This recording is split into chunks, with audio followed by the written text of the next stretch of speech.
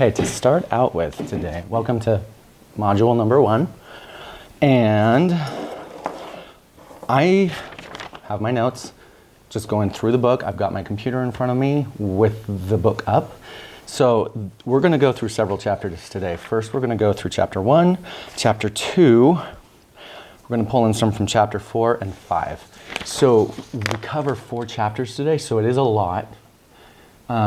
So sorry about that. But this is foundational. Like, this is the main thing that we're going to kind of be building on for the rest of the semester. So hopefully it's not terribly long, but I'll try and be as thorough as possible. There will be a lot in the book that I just go, and we'll pass over. So definitely have access to your book as we're going through this. And I will just tell you where I'm at in the book. Things to look at, things that I want you to pay attention to, things that I might say, no, change this, and you can write something else different in your book. So yeah, module 1, chapters 1, 2, 4, and 5. Chapter 3 we'll cover later. That's when we get to draft our patterns, but we'll do that later. So going into chapter 1, if you want to just go to page 2 and 3, basically, this is telling you some of the tools that you need. She shows some tools in the book that I don't really use. Some that I do use, it doesn't really matter. But I'll show you the ones that I use. We've talked about a lot of them in class. Number 1, Scotch tape. I use a lot of it. In fact, I buy it in bulk. Got some scissors. Paper scissors. Don't use your fabric scissors. Remember, fabric scissors and paper scissors belong in 2 different worlds. This, a lot of you have. It's the tracing wheel. And that tracing wheel is really sharp. So if you don't have a tracing wheel, that's fine. Everything I do, most likely I won't even actually use this all that much until we actually get to rubbing something off. But there's a couple things that she uses it for in here that are certainly useful. I just don't like getting little holes all over in my pattern unless I can avoid it. And this puts holes all over in it, just little tiny prick marks, but it drives me nuts because I'm anal retentive sometimes. Other things that she might not have, I have pattern weights. These are cast iron. You don't necessarily need them, but I, especially for the assignments that we're going to use because they're so small. But when I'm doing big patterns, I use these a lot, and I'll use them to just weigh a lot down. You can use anything. Like, this is an old cast iron. So I use it as a pattern weight too. So you can use whatever you want for pattern weights, but there are times that it's just good to hold stuff down and you might not want to tape it because you're just going to have to move it again. I use an X-Acto blade. This is one of those retractable ones. It's really nice. You don't have to have the retractable one. You can if you want. Mechanical pencil, 0.5 lead. It's important. Awl. I use an awl frequently. Get yourself a good eraser because at the end of the day, you're going to go through the eraser at the end of your pencil. So just get a big honkin' eraser so you can do that. I have my French curve. This one's pretty see-through, but you can see it in the light. Yeah. Sorry for the window light right here, but this is the best location for me to film from. So I also have a triangle right here, a square, and it has a 90-degree angle. That's important. You could use one of these guys as well, and we will in the future. This one's a smaller one. I do have a bigger one. In the future, we'll use these guys too. This is your variform curve. You should have gotten that in your first. This is another form of a French curve. It's a little bit different of a curve than the other one. This is the hip curve that they show in the book. You might not have it, but we can find a source for it so that you guys can find one. Definitely, you want to have your ruler. The ruler that's see-through. You need it to be see-through and you need to have it have the grid on it. So this is the red one that you got. They've got a blue one out there too. Other curves that sometimes I'll use this one. This isn't an official pattern making one for clothing, but it'll work from time to time because it's got a whole bunch of other curves that don't show up on the variform, the hip curve, or the French curve. So it's kind of nice to have this one as well, but you don't have to. I do actually have a smaller ruler as well. I'll use this if I'm doing teeny tiny stuff. So you might see me using this more than the bigger one for filming, but the bigger one will work just fine. The other thing that some of you might have, depending on when you went through 143, this is a notcher tool, and you'll see me use this from time to time. You don't have to have it, but it'll show up frequently in the book where she'll be like, oh, and notch that. But honestly, you can just draw a little line indicating where a notch is and you're fine. So you don't have to have this, but if you want it, it's useful. That covers all of the tools that you're going to need. If you go to page 7 in the book, it talks about fabric, and they do a darn good job of just breaking down some basic things. Actually, look at page 5 too while you're at it, because it goes over measurements, and you're going to need to be able to really, really jump between decimals and fractions and adding them all together when you do pattern making. So get used to it. I have on the board in the classroom all of the breakdown of here's all the fractions and here's their decimals. You really need to start really being good at that. In class, if you want me to talk about really, really easy ways to add fractions together and understand that, I can talk about it, because once I understood it, fractions became not a big issue. Something else that she talks about that we won't use, I'll just be using plain paper so that it's not confusing for you. But one of the things that she talks about on page 6 is pattern paper, and she shows some paper that has a grid on it. I'll get some really quick. So here's a pattern, and you can see on the pattern it has these marks. Some of them are plus signs, some of them are numbers, some of them are alphabet, and that's just an alphanumeric paper, and that's for helping with marking when you decide to do a marker for layout and everything. But frequently we'll use it as pattern makers just because it's really easy and it gives us a grid that's exactly 1 inch apart. So I'll use that a lot. But for the purposes of the class, I'm not going to have that so it doesn't get confusing on the camera. And what you have access to in the classroom is paper that doesn't have the alphanumeric. So when you see that in the industry, don't be surprised. That's just what it is.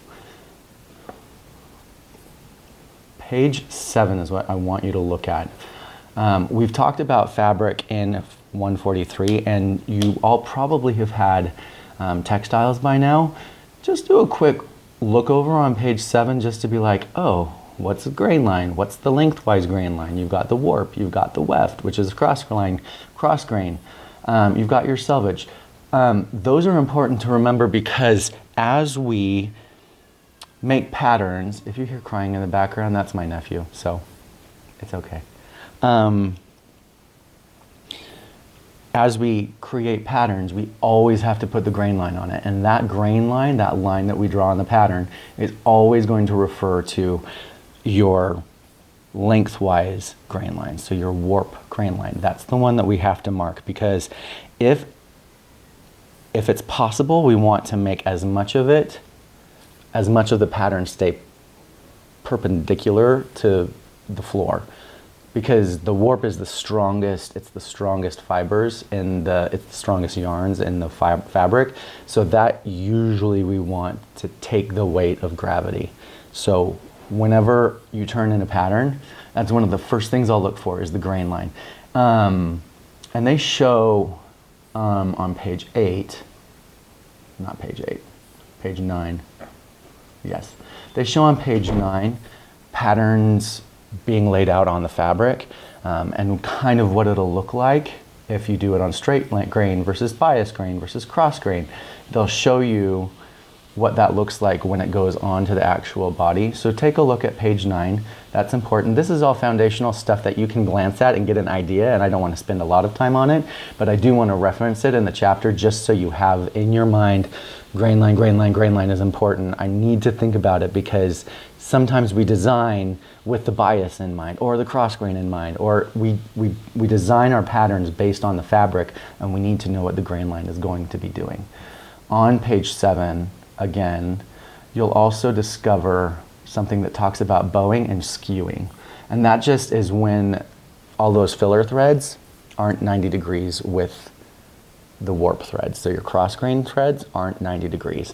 And there's multiple ways that they can be off, and it talks about that. So we have to be aware of that, and that's if we're going to be doing a muslin, we have to fix the fabric for that. But just be aware of it showing up in fabric as you prepare your garment. Going into chapter 2, so like that's it. That's it on chapter 1 that I really want you to really pay attention to. Sure, you can go through the rest of it because they talk about truing the dart, but we'll talk about truing the dart when we're actually truing a dart. It might be confusing for you if you look at that right now. One final thing on chapter 1 before we move on is there is, at the end of the chapter, it talks about spec sheets. And a lot of the specification sheets that I get as a pattern maker don't match this. Every kind of designer kind of has their method of showing the specs that they want for a garment. So there are some examples of spec sheets showing, oh, this is what it's going to look like. And all of these sketches are hand-drawn, and that's fine. There's nothing wrong with that. A lot of the design sketches I get from designers are hand-drawn. Chapter 2, I really just want you to read through it quickly. I don't want to spend a lot of time on it, just because it's about, oh look, here's a picture showing you all the measurements, all the different measurement points. The one thing on chapter 2, if you go to page 30, not page 30, yes, page 30. If you go to page 30, there is one of the measurements that she talks about in here that she doesn't give a term that shows up in the industry quite frequently, and it's important to know. So on page 30, when you go to number 8, landmark terms, you've got number 8, and it says shoulder at neck, and you can see where that shows up on that little mannequin that she has sitting there. And all of those symbols, those are important. So the center front, center back, bust point, side seam, sides. If you don't have to spell it all out, don't spell it all out. Just use one of those and it'll be fine. So going back to the one that shows up in the industry but she doesn't have here is shoulder at neck. Another term for that is high point shoulder, and you'll see it abbreviated as HPS. So high point shoulder shows up on spec sheets all the time, and it's referring to number 8 on this page. So you're going to want to know that, because throughout the semester I might refer to high point shoulder, where's your high point shoulder? And you'll go, what is he talking about? That's what I'm talking about, is that number right there, number 8 on this page. So from this point, chapter 2, starting at page 30. Before this, it goes through a whole bunch of body shapes and variations and talks about balancing and stuff like that. That's all good. It's great. I want you to look at it. I'm not going to reference it a whole bunch. From time to time, I might make some side comment that you'll be like, what's he talking about? It'll probably fall into that part of the chapter, but it's not something that I really want to focus a ton of time on. But the rest of this chapter shows you how to measure a model. And they happen to be doing it on a dress form, but all of these exact same points on a person, you can get the same measurements. So when we actually go back and we actually do chapter 3 when we're doing drafting our patterns, we will use this chapter. We'll use this section to understand, where do I need to measure to make sure that my pattern that I'm going to be drafting is going to fit the body perfectly. So it's a good thing to look through now and understand the terms now, simply so as we're playing with smaller patterns, you can kind of go, oh, that's where this shows up on the pattern piece. Oh, that's where this shows up on the pattern piece. So scan over it, but you don't have to spend an astronomical amount of time on it. The one thing I do want us to look at before we move on and we start actually playing with the patterns is on page 36. You will see the standard measurement chart. And I talked about this in class. I don't know that I've talked about this in every single section. That's why we're talking about it here, so all of you hear about it. So the standard measurement chart, this is basically if you want to make a pattern and draft a pattern from scratch, but you don't have some model to go off of, they give you every single measurement here to start with. So you don't actually have to go measure a dress form. You don't actually have to go measure a body. So if any of you get to the drafting point in this semester and you go, I don't want to measure it for myself, I don't want to make it for someone else, we can use the standard measurement chart. You still ought to know how to do the measurements. That's important.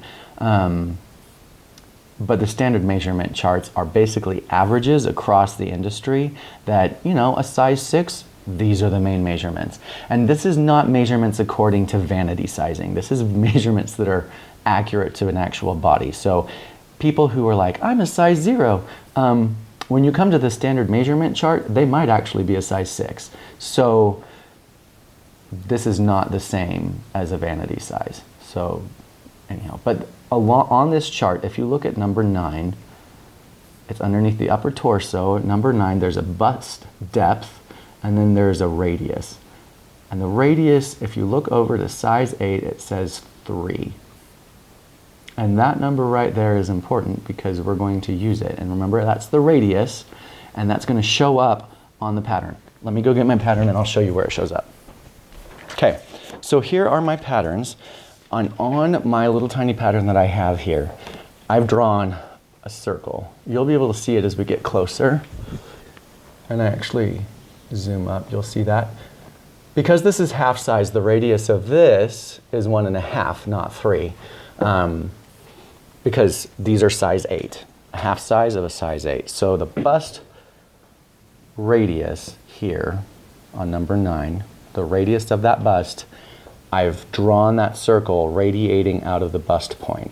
And you're going to want to do that. That's not present on the pattern pieces when they're given to you, but you're going to want to put it on there because once we start contouring and doing all that kind of stuff, it's going to show up on here. Cool. Let me pull in my dress form and I will start talking to you a little bit about darts. All right, so here's my bust form, here's my dress form. This is a size 10, but it doesn't really matter for what I'm showing you. This is just to give you some concept of what I'm talking about when we take it to flat pattern. So I've got a piece of muslin here, and when we're looking at a body, we're basically dealing with a series of bulges is kind of what we're dealing with. So we've got a bulge here at the bust, we've got bulges on the back, right here at the shoulder blade. Kind of this whole area is kind of a point. It's just a big bulge that we have to deal with. The other one, we have each buttock, so each side of the butt. The hips are bulges, and on women, my sisters lovingly call it the poochie. You've got one right at the abdomen area. So that's another bulge. So anytime you have a bulge, or something going from smaller to bigger, you have to deal with the change in shape. And we do that using a dart. And the dart is basically what I like to call a fitting device.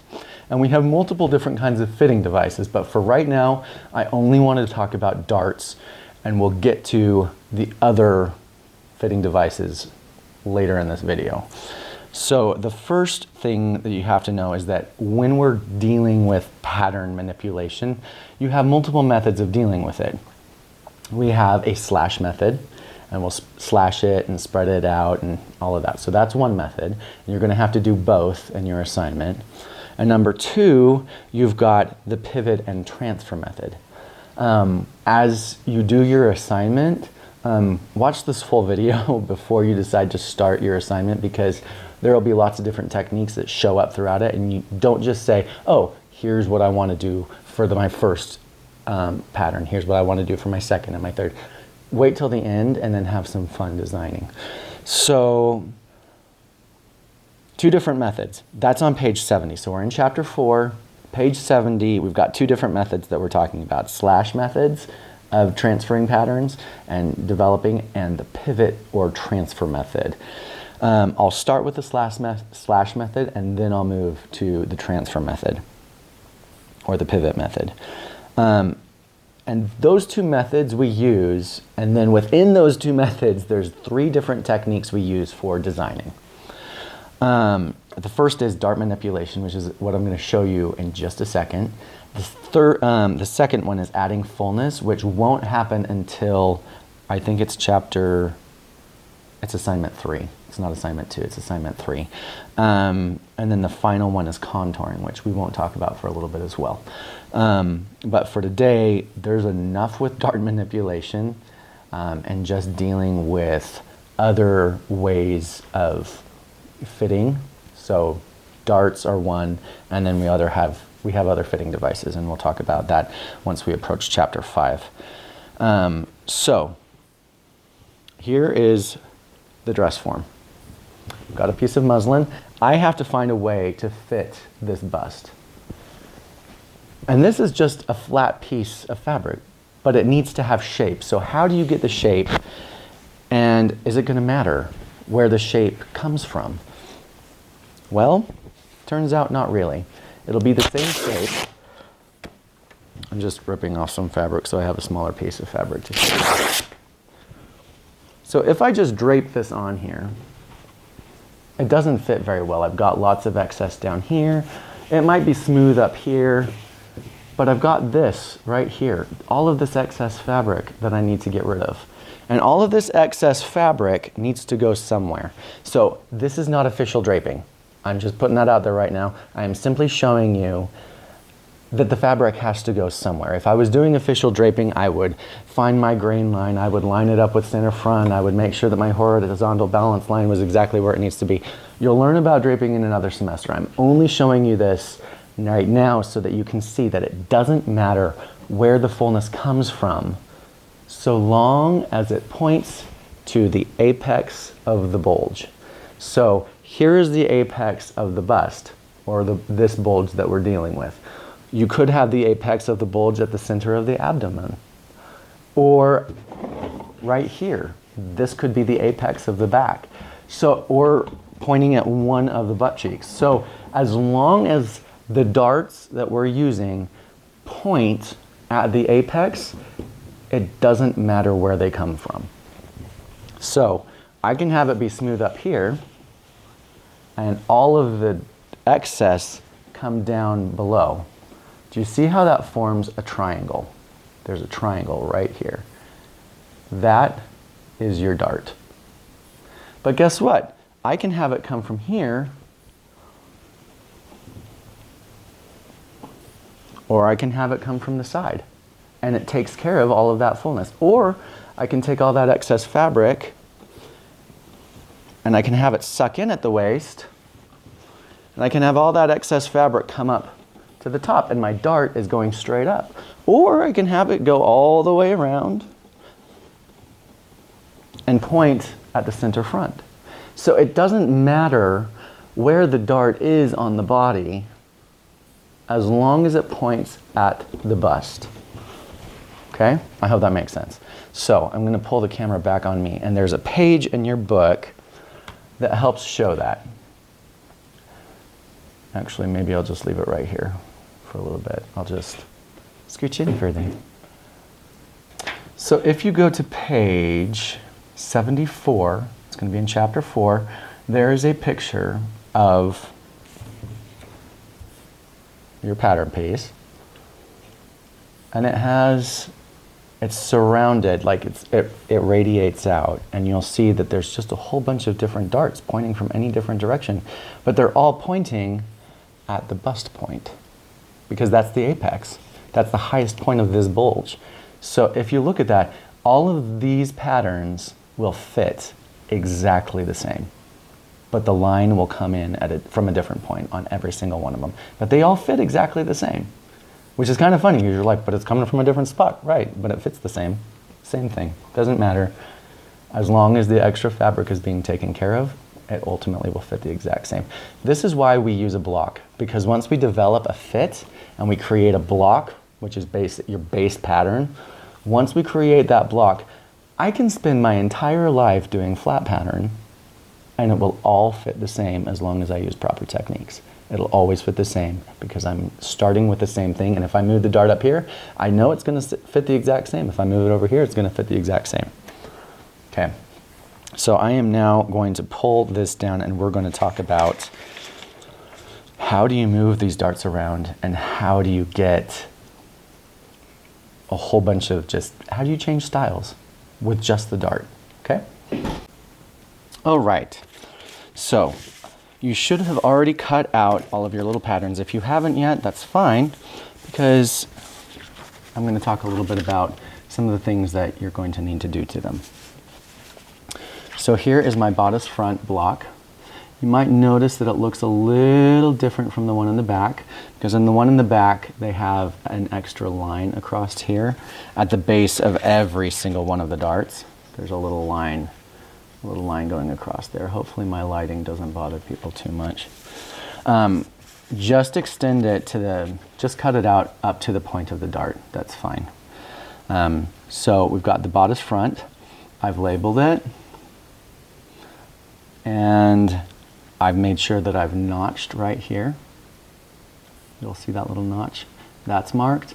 One that they don't have on the pattern in the back is a little notch right here on the shoulder. So here's my shoulder, here's my neckline, here's my center front, here's my armhole, here's my side seam, here's the waist. And this dart originates from the waist. So there's the dart when it's closed, and you can see that it makes it 3D and it pops up. Okay? One of the things that you need to make sure is you do need to add this little notch, and that little notch represents where the back piece, that dart on the back piece comes in. So I lined up my neckline, and I just made a little mark on the front where that line from the dart, from this leg of the dart, where it shows up on this piece. I made a little mark there so that I can play with it. The other thing that I've done with these important lines, I've added this circle that radiates from here, and it's just 1.5 inches from the bust point. So if you happen to have some of these guys, they're useful because you can just line it up where you need to and center it on that dart, center it on the bust point, and do what you need to do. Or you can just use a compass. But you do need it. It's important. You definitely need the bust point. Everything that we do has to do with the bust point. You also need all of these little notches on the edge. I've labeled this at center front. And then the other thing that you might notice if you look close is right here is 3 little dots. And that means that this right here is my grain line, the front edge is my grain line, and that this is on a fold. If it's not going to be on a fold, and then I can't use this. I actually have to come in and draw a line with little arrows on it. So like on my sleeve, there's no fold on it. I have to cut the whole thing out. And this line down the center of it has a little arrow saying this is my grain line. So if you don't have your piece on a fold, you have to have the line. If it's on a fold, you can use, and the fold is the grain line, you can just mark it with those 3 little dots, and that's sufficient. I wouldn't draw a line and say place on fold. Sometimes you see that on different pattern pieces. It's a little extra when all you have to do is put 3 little dots, and that's sufficient. So I have my bodice front. The other thing that I had to make sure is that when I close the dart and let it butt up together, that this edge right here, sorry, the light is weird, that this edge right here, after I've closed the dart, that the dart legs are the exact same dimension. I've done that on the back, on the bottom, and on the shoulder. Made sure that they lined up. I've had to actually fix some of them. On the back, I also made sure that I had this line, and this is the horizontal balance line, and it's also like where your shoulder blade is. So along this line somewhere is the apex of that big space on the back. I made sure I got my notches for the armhole. And then I've labeled it. I've labeled it with the center back. I've labeled it with my 3 little dots saying this could be a fold line if I want it to be. And it could be the grain line, and it could be the grain line. So I did that. The other thing that I did a little bit differently, in the pattern, this line, this dart right here, the bottom dart, this dart ended down here somewhere. And what I did is I extended it up so that this point is on the exact same line as the underarm hole. If you don't change that, it's fine. You're not going to get in trouble for it. But it technically should extend up so that it is even with the level of, if you take a line and square it over to that point and then just take the point and move it straight up to hit that line, then this dart will be a better size. The other thing that I checked with these two pieces is they belong together. So when they get sewn together, they get sewn at the side seam. So this line, this dimension here, needs to be exactly the same on the front and on the back. And I actually had to adjust mine. I lined it up at the underarm. And then down here on the front piece came down a little bit too far. It just extended down. So I just had to mark it and smooth it out between the two, so that if I were to ever actually sew these together, I wouldn't have one be bigger than the other. I had to make sure that was the same. The other thing that I had to do was I lined up the neckline, I closed the back dart at the shoulder, and I lined up the neckline and made sure that the shoulder was the exact same length as well as the front. So when the dart is closed, the bodice back needs to have the exact same shoulder length as the bodice front block piece when the dart's closed. So that's the ones that we're going to use today. I'll just tell you about the other ones, since you might as well just cut them all out right now. Here's the sleeve block. I made sure that I had that vertical line, the line that extends from the underarm to the other side of the underarm on the sleeve. Here's the sleeve cap. We'll talk about that with sleeves and when we get into sleeve theory. I make sure I have the front notch. This lines up with the armhole on bodice front. So this mark right here on the bodice front piece lines up with this mark right here. This mark up here lines up with the seam of the shoulder, and the double notch on the back of the sleeve lines up with the bodice back piece. And there's that double notch on both of them. You can see it on both of them. So I made sure I had all of those notches. I made sure I had my elbow dart. Notice that the back piece, there's no point somewhere out here that it points directly at, like it does on the front. This dart doesn't extend all the way to the bust point. It backs off of it a little bit, but I've identified the bust point. We don't have that same point anywhere else, because all of these other bulges are bigger and they don't need to be quite as exacting as the bodice front piece does. But this elbow dart, the point of the dart is the elbow. Like that is the point of the elbow. So this seam line hits underneath the arm, and then the elbow isn't underneath the arm, it's at the back of the arm. So that's why the point is basically a quarter of the way through this pattern piece. But I've given this line as well, which this line is perpendicular. There's a 90-degree angle between it and my grain line. And the underarm line, this should also be a 90-degree angle right here. But make sure that on this piece, it closes up and matches. Both dart legs are the exact same length. And then go ahead and measure this dimension, subtract out the dart, and measure this other dimension and make sure it's the same length as the front part, because those parts get sewn together. Those seam lines get sewn together. Here's the skirt back, and here's the skirt front. On the skirt front, just make sure that these two darts close up the way that they should, so that you don't end up with different dart lengths. That's important. The horizontal balance line, you've got it here. It is also the hip line. So your hip and your horizontal balance line usually are exactly the same thing. I've got my center front. I've got it marked with the 3 little dots indicating that this could be a fold and that it's a grain line. The other thing on the back, they on the back have both darts the exact same length. I shortened the side dart, the one that's closest to the curved edge. I shortened that by 3/4 of an inch because the side dart should be smaller than the center back, like than the back dart.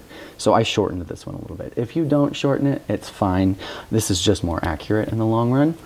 And then what I did is I just made sure that these all of these dart legs were the exact same length, so that it was a smooth edge along the waist. So here's the waist. Yep, that's it. Once you have all 5 of those, you are completely ready for doing everything up until we do the drafting of our own slopers and blocks. So to start out with, I'm going to show you the method, the slash method, which is it begins on page 77. Okay? And I'm going to use the front to start with. I can use the back on this, but I'm just going to use a regular piece of paper to do this. You could use a big piece of paper if you want. This is just fine though. For the slash method, all I'm going to do is I'm going to take my paper and I'm going to trace my entire pattern piece. Make sure I get the notches, all the things that are important.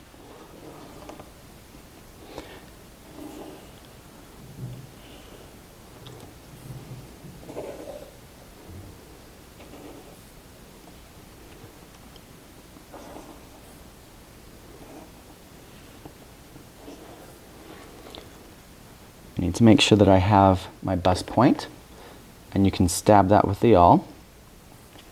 The other thing that you can do to get that circle transferred is if I put my awl in place, so I've got my awl right here, and I've put a little hole on my pattern, on my, my radius. You can use that to transfer the circle. So I have everything. Hopefully that's dark enough. If not, I'll start using a pen. But yeah, I'll just make sure my lines are nice and dark. So once that I've got that transferred over, I can label my center front and I can put it on, but some of this information you might not want to do until you've decided what style you want to do. Remember, these pattern pieces don't have seam allowance, and I'm not going to put seam allowance on this until the very end. Seam allowance is always an afterthought. Sometimes. There's always exceptions. To everything I say, there will be an exception. So, here's my bust point. Now, what if I want this bust point not to extend, like the dart, I don't want it to come from the waist and come up to the point. I want it to come from, let's say I want it to come from, oops, just a second, I made a little random mark. Let's say I want it to instead point up to the shoulder. So I'm going to say, this is where I actually want my dart. I want it pointing up to the shoulder. Well, to do that, I just draw where I want the dart to go. Here's where I want it. I connect the dart point, the point of the dart, to center front, to your, not center front. I connect the point of the dart to the bust point, and then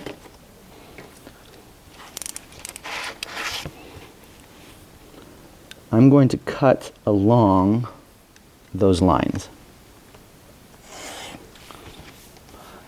When you cut along these lines, cut to, but not through the paper at the bust point, so that it is still connected by just a teeny tiny piece of paper.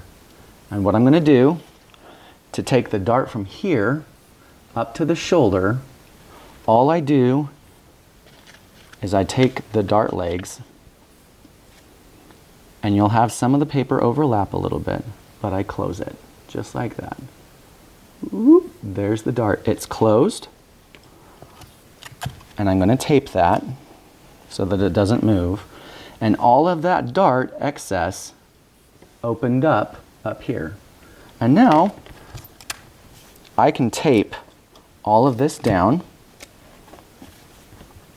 and then I'm going to come back and just put a little tiny hash mark over this line to say, this is not a valid line anymore. So I'm going to ignore this line. It no longer exists because I've marked it out. This should be nice and neat. This is one thing that I will be looking at on your patterns is if you've marked out all of the lines that don't matter. If you've left them, then it can be confusing for someone you give your pattern to.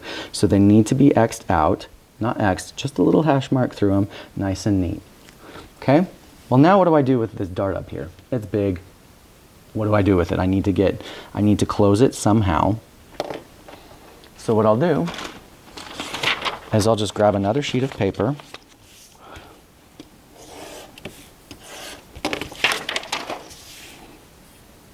and slide it in there. And then fill it up. I'll tape it all down. This is why you use a ton of tape right here. Because if you don't use a ton of tape, you'll end up with the loose edges and it'll get caught and your pattern will rip and it'll just be very unhappy. So you want to use lots of tape. Now I can say I'm done. I've moved it.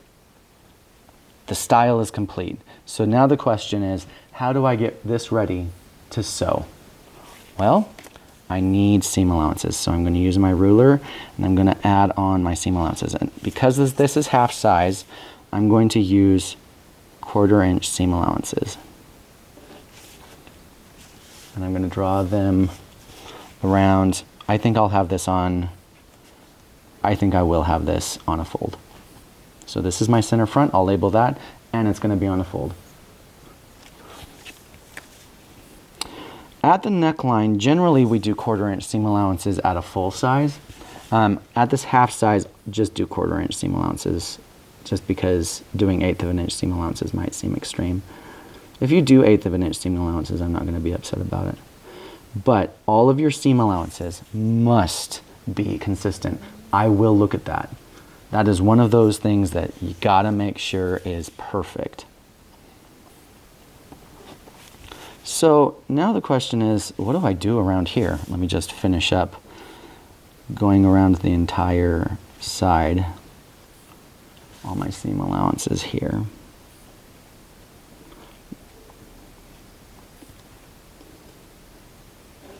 So I've got my seam allowances. Extend all of your notches out to the edge. And now I need to know how to finish this. So there's multiple ways that you could argue that this line needs to get finished. Well, first things first, I can't have this point extend all the way to the bust point. If it does, we'll end up with Madonna boob and it'll be pointy. We don't want it to be pointy. Remember that the dart point down here didn't extend all the way to the bust point. It was backed off a little bit. So you can either measure from the point on your pattern, on your block, how far back from the point was that bust point. You might decide that that's actually still too close and back it off even further, but this is a good dimension to go by. So this is, the point of the dart has been backed off 1/2 inch, no, 3/8 of an inch. So what I'm going to do is I'm going to find the center. I'm going to find the center between these two dart legs, and I'm going to take that line through the bust point, all the way to the bust point. So this line represents halfway through my dart. And then I'm going to go from the bust point back along this line 3/8 of an inch. I'm actually just going to do 1/2 inch. It seems a little too close to the bust point for me. I'm going to go 1/2 inch away from the bust point, and this is the point of the dart. So these old lines that got opened up here, those don't matter anymore.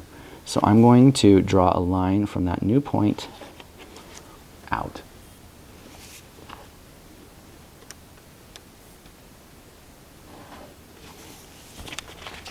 Hopefully you can see that. And then I'm going to come back and I'm going to X out those little lines that I don't need. Like that. So now what I'm going to need to do is I need to figure out how am I going to sew this. Now this is a big enough dart that I would probably actually just give it seam allowance and call it good to go. So this is, once a dart gets too big, then you just go, that's going to be too much fabric if I don't cut it out. So in this case, I would actually just add seam allowances and go from there. So I would just have them go in like that. But you need to know how to perfect the dart or true the dart. With darts, we always have the excess material float towards the front of the garment. So here's my center front. So when this gets folded up, all of this excess fabric needs to fold towards the front. That's just the rule. With darts that are pretty much vertical, it always folds towards the front, or if it's on the back piece, it folds towards the back. If it's a horizontal dart, then all of the extra fabric goes down and folds to the bottom. So I'm going to take the dart leg that is closest to center front. I'm going to fold it.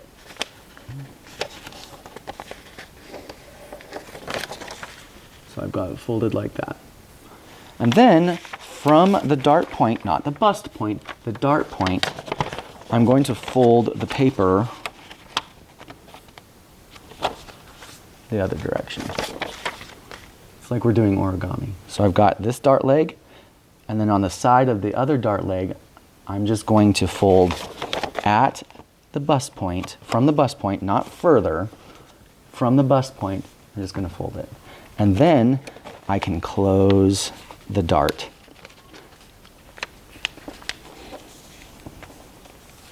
Just like that. Once I've closed the dart, then I can come back with my scissors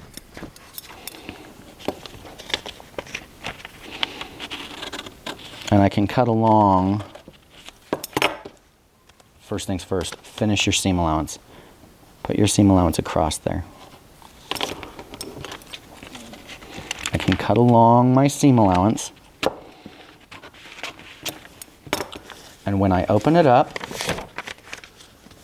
I will have the dart point. This is making it so that I can fold it. Now the reason why I would choose to have this be a seam allowance instead is when I cut out the rest of the pattern here,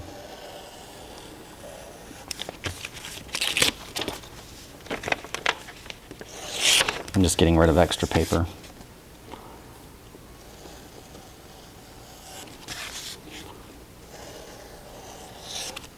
When I cut out the rest of the pattern, if I fold that dart into place, notice how it's sticking out at the neckline. We don't want that. That just gets in the way. So because this dart comes all the way over here into the neckline, I'm just going to take this and say, nope. I want it to be seam allowance instead. And then I can cut that out.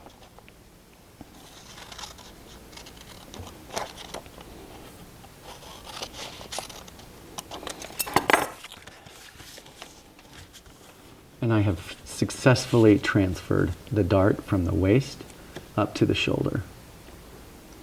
The only thing I need to come back and do is say, oh, I'm going to name it the shoulder dart. And I need the size, which is a size 8. I only need one of these because this is on a fold. And the other piece of information that I wanted from you. Oh, this is bodice front. I'm just going to put a BF. That's it. This is bodice front. I've got my size, I've got my cut number, I've got the name of what this is. And I've got my center front labeled, I've got my grain line labeled, I've got my notches labeled. I know exactly what this is. This is how you use the slash method to transfer a dart. Okay, you can use that same slash method to use on the back. So here I've got the back piece. I don't have to transfer through the bust point this time because I don't have a bust point.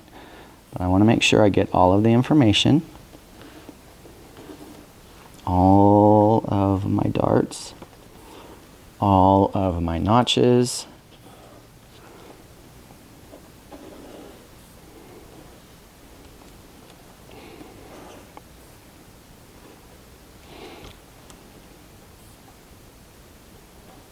Oops.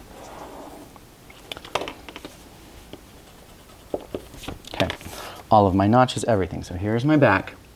Let's say instead of this back waist dart pointing up, I want it to come from somewhere else. Well, as long as it points to this exact same point, it doesn't matter. I don't have a bust point to come from. So when you don't have the bust point or some other point that you have to go through.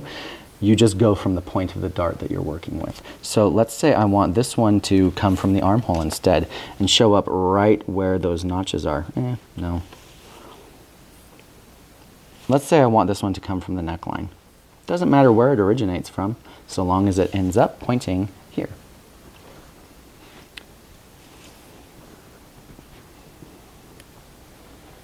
Let me do this shoulder dart here. Let me just have it point someplace else. Let's have it come from the side seam. Doesn't really matter. So now all I have to do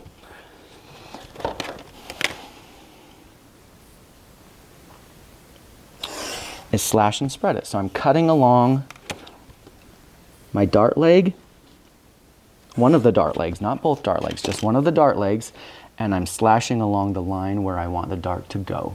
So this is where I want the dart, this is where it comes from, so I need to close this. So I'll slash one leg here and slash this line here. Then all I have to do is close the dart.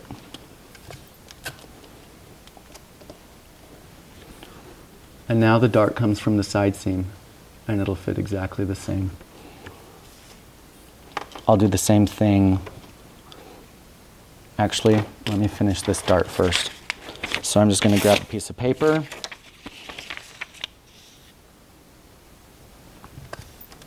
And fill this dart in.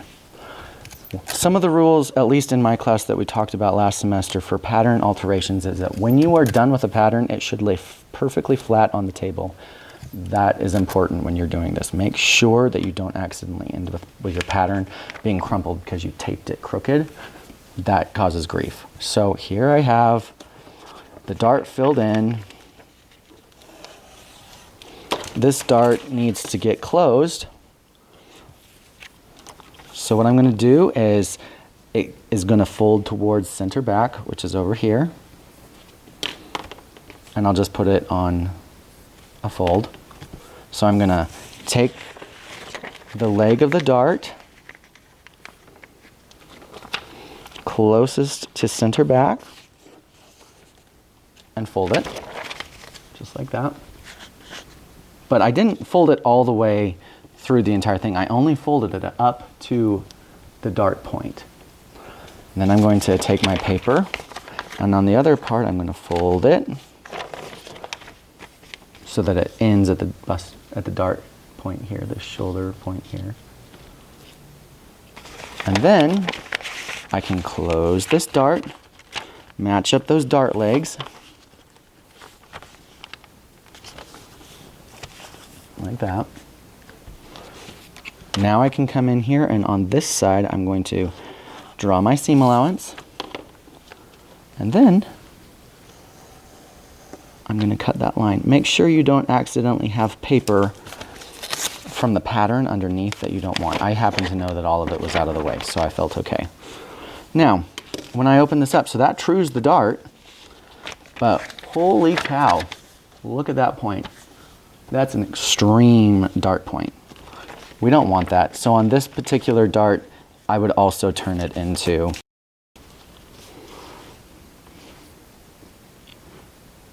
seam allowances. I would still true the dart first though, and the reason why I would do that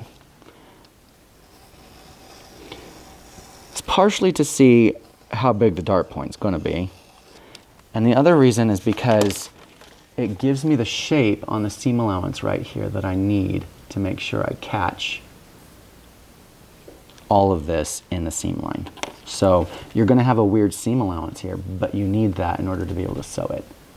So there's the shoulder dart moved. I can do the same thing to this other dart over here. I know where I want it to come from. Here's my dart. I'm going to slash one of the legs, slash up that I want it to go to the neck. I'll close the dart.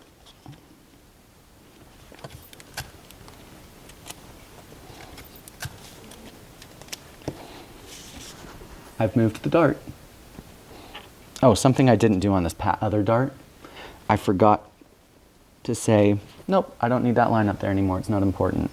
And now on this new, the dart extending from the waist on the back, I don't need that line anymore either. So I'm just going to hash it out. So then what I'm going to do, and I will leave this one as a dart. I won't change it to seam allowance. So what I'm going to do is I'm going to fill it up. This is why you keep lots of little scraps of paper around, because they're really useful for filling in darts and adding on seam allowances where you need it. So until I'm done with a project, I don't usually throw away all my paper until I'm done with a project. So here I have my dart going up to the neck. I'll darken that line so you can see it a little bit better.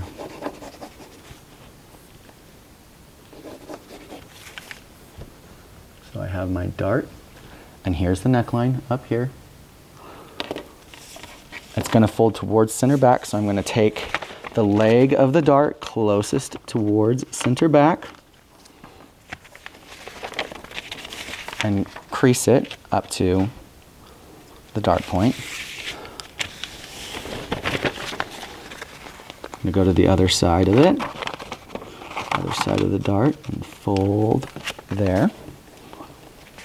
And then I'm going to close my dart.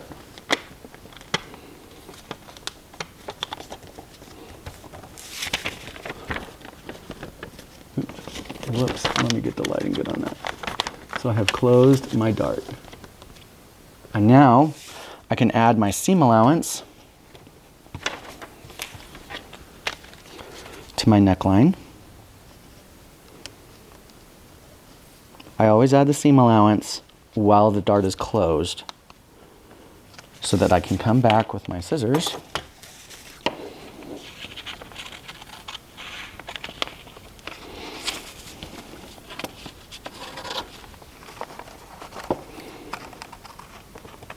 and cut it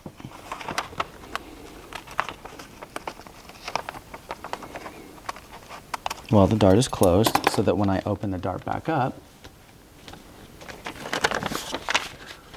it is closed, and I open it back up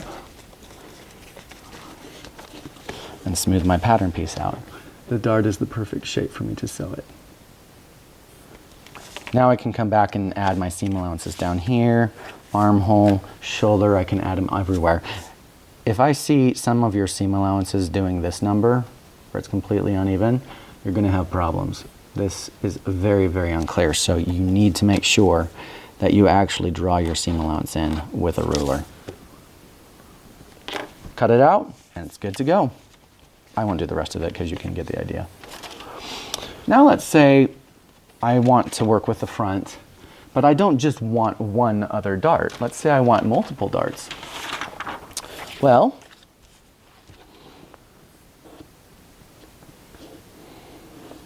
let me trace out my pattern piece.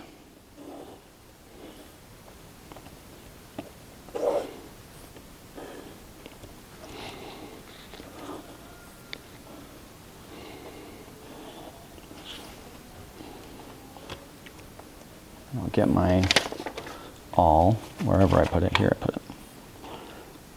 And stab it in the middle of there.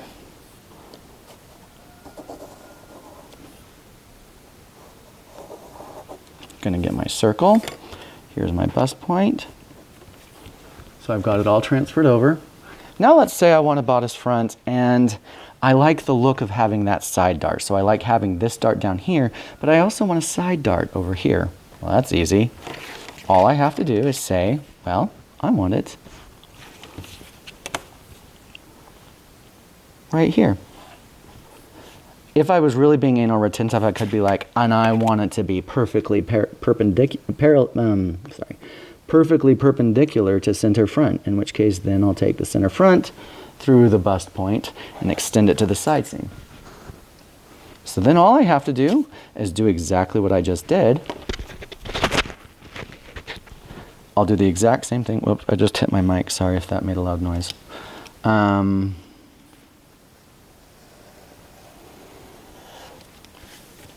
Slash along those lines too, but not through the bust point. And this time when I close the dart, I'm only going to close it part way. I'm not going to close the entire thing.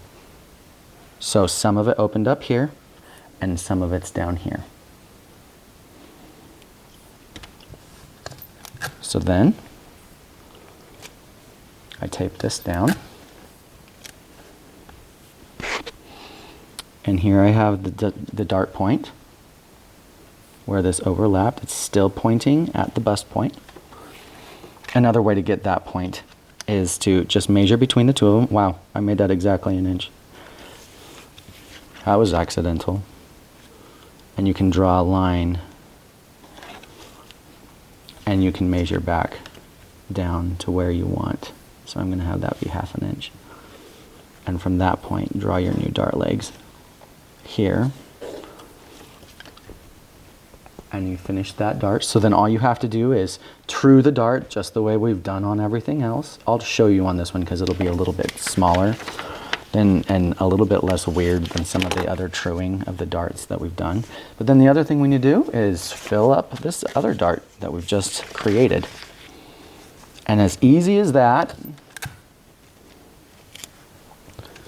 we have 2 darts. One on the bottom and one on the side. This is why I didn't want you to create the block that they had in the back for the bottom dart and the side dart, is because, well, darn, it's easy for you to create it. Now, I don't want this one extending to the point either. So, because of how far this is extended back, I'm going to take this back from the point the same dimension. So this is 1/2 inch away from the bust point. I'm going to take that 1/2 inch away from the bust point too. Now I realize that these are half sizes. So as a general rule, when you go to a full size garment, I personally like to back the point of the dart away from the bust point about 3/4 to 1 inch. A lot of people will say, oh, just back it up 1/2 inch. I find that that's still too pointy.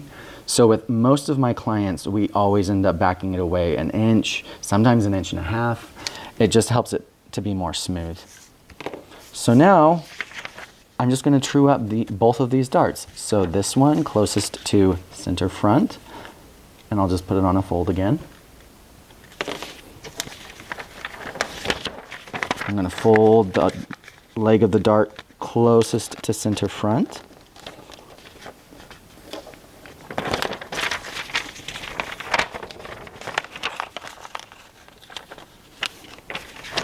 And then I'm going to close that leg of the dart. Just like that. I'm going to draw on my seam allowance.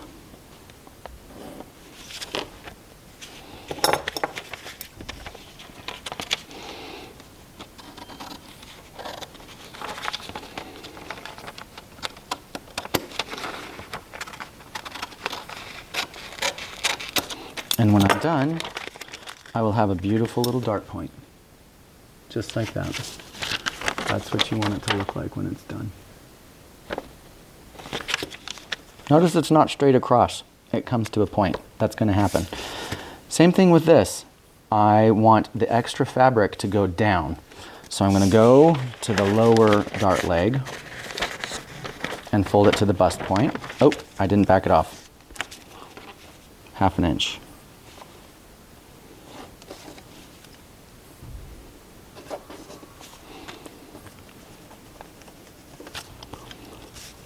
I'm going to mark off these other little lines. And I'm going to perfect the dart the exact same way. So yeah, you end up with a lot of folds in your paper. It's to be expected, that's okay. When you take pictures of this for me, try and get as many of those folds gone though. When you have done the side seam and you've backed it off, you'll notice that the side seam isn't perfectly straight anymore. If you took a ruler and you put it from the underarm to down here, you'll notice that if you connect those two, they're not perfectly straight anymore. You'll see there's a little bit extra of a line there. We want to straighten it. So go ahead and straighten that. put the seam allowance on it according to the new straight line. X out the other little line that you don't need anymore. And then you can come back in and cut along your seam allowance.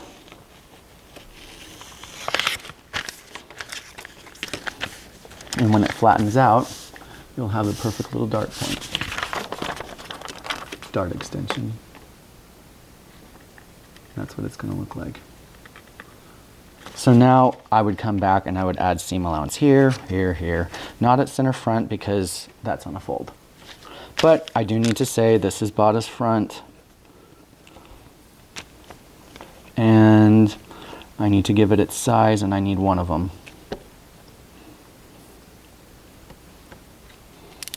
And any other labeling that you want. So now what I could have done is, instead of just transferring the dart here, I could have transferred one here, and I could have taken the rest of this and transferred it up here. So what that looks like is me,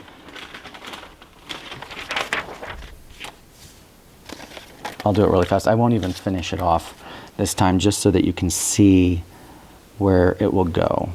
Because you've seen the technique enough, you should be understanding by now kind of the concept.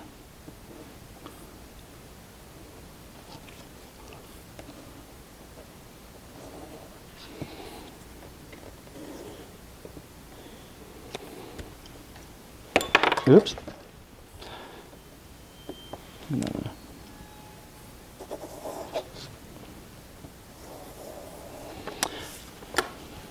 Okay, so I have this all ready to go. So let's say I want, here's my bust point.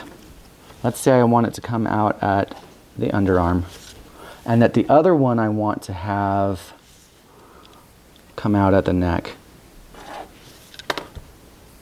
Then all I have to do is decide how much of this dart I want to come over here and how much of this dart I want to have come up to here. And that's really up to you. If I was draping it, I might make a different decision about how much to go up and how much to go down. But when you're doing it this way, you know, I'll just stick roughly half of it.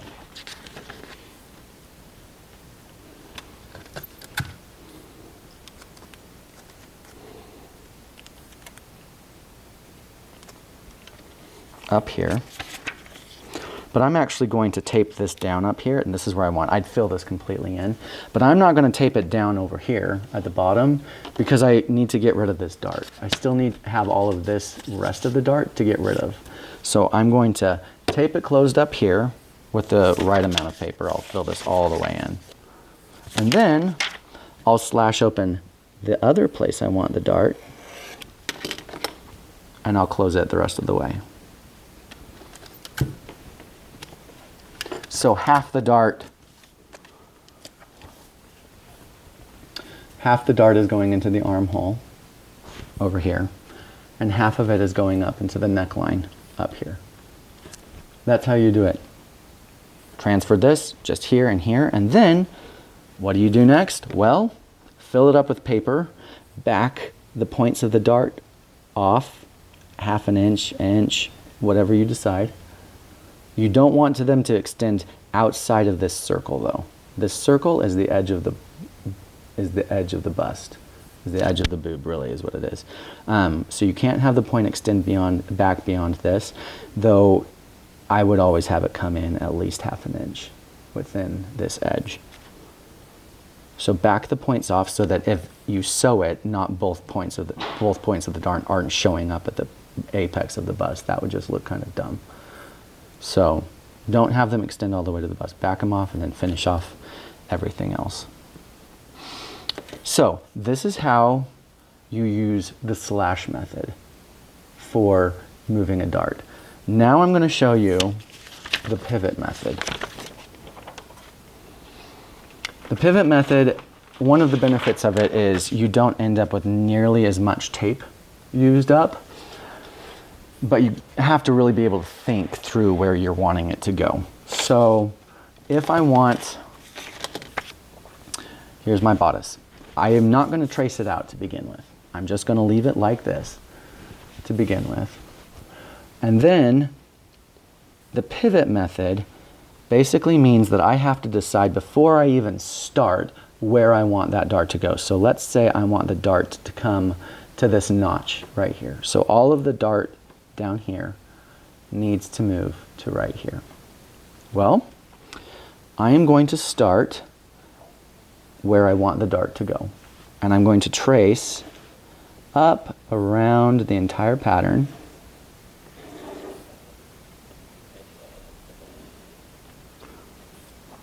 I'm not going to trace out the dart though. I'm just going to make a mark at the bottom leg of where it ends. And now I need to get rid of this dart, because if I trace this, I'm tracing the dart in, and I don't want that. So all I need to do is put my awl at the point, and now I need to take the leg of the other side of the dart and bring it to that point. And I've closed the dart. I'll do that again. I've traced from where I want the dart to go all the way around the entire thing until the first dart leg that I want to close. And then I take the other dart leg with my awl or something to help it hold in place, and I pivot it. That's where it comes from. I pivot it closed. So now I'm going to hold this in place, and I'm going to draw from that dart leg all the way over to where I want the dart to open up, which was over here at the underarm notch. So when I open this up, I actually still want to have my circle. So I'm done tracing the pattern now. I still want my circle, but when I take this off, I am left with my bust point, my circle, a nice clean space here where there was a dart. It came from this point right here, and I can just erase that now because I don't need it anymore. And now I have one edge of the dart and the other edge of the dart. And when I complete this one, I'm going to come from the dart, the bust point, and find the halfway point between the dart legs right here. Just going to draw a straight line between there. I'm going to go, for this one, I'll just go 1/2 inch. There's my new bust point. Not my new bust point, my new dart point. I'm going to draw in my dart legs.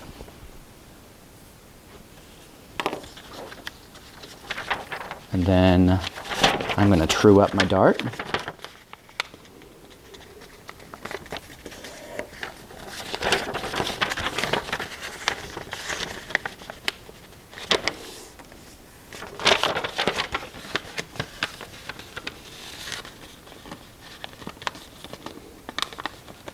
You'll get practice with truing up darts. I'm going to put in my seam allowance.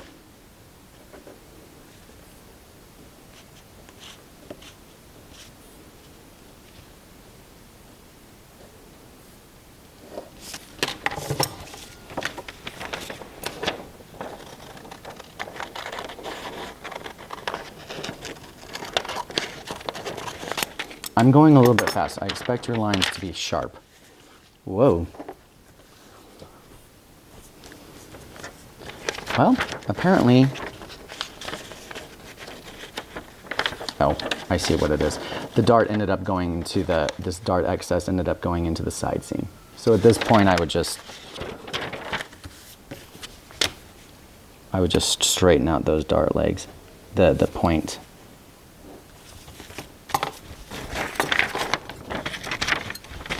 So sometimes, like you just saw, it's a surprise what you get.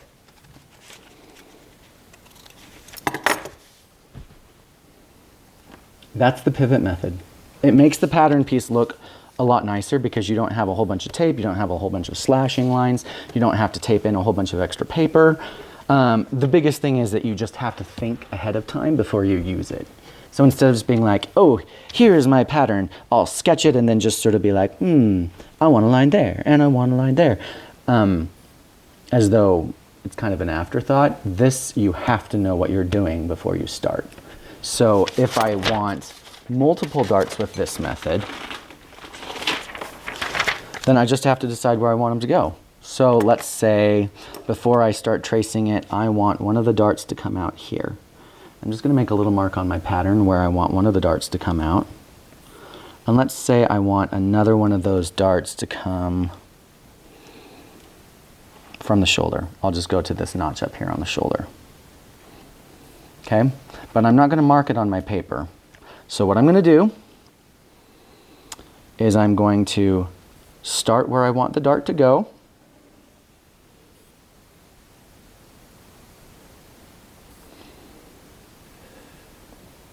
End at the dart leg. Show where that dart leg is.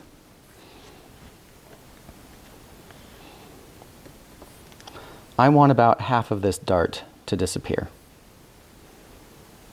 So I'm only going to go halfway. So now I need to come and say, well, I need this other dart now too. So I'm going to come from the dart that I now have all the information on this dart that I need. That's where I wanted it to be, like when it's all closed.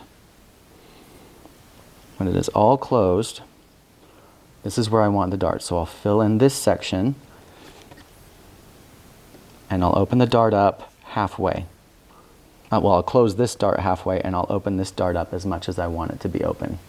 And then I'll finish filling in this information up till where I want the other dart to be up here. And then I can pivot the dart the rest of the way closed down here, and it will have opened up the dart up here.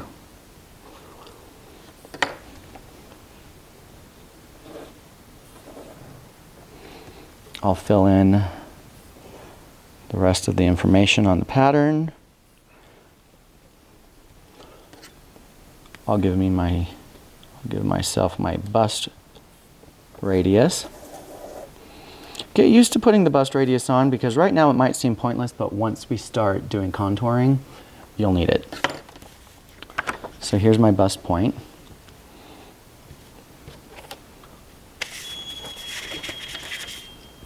Half of my dart comes here.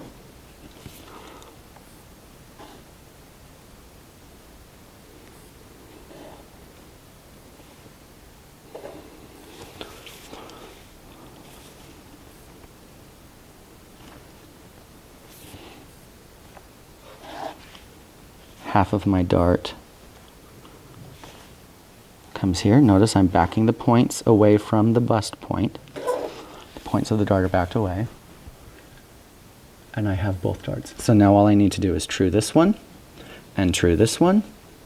And I will have transferred the dart from down here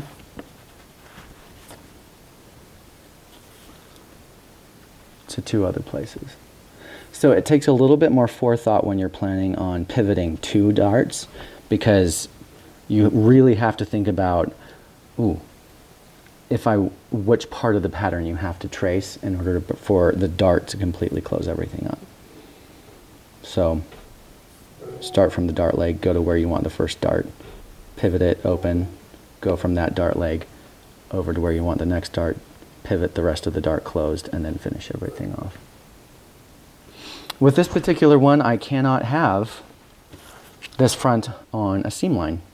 I mean on a fold. Well, I can. So if this part's on a fold,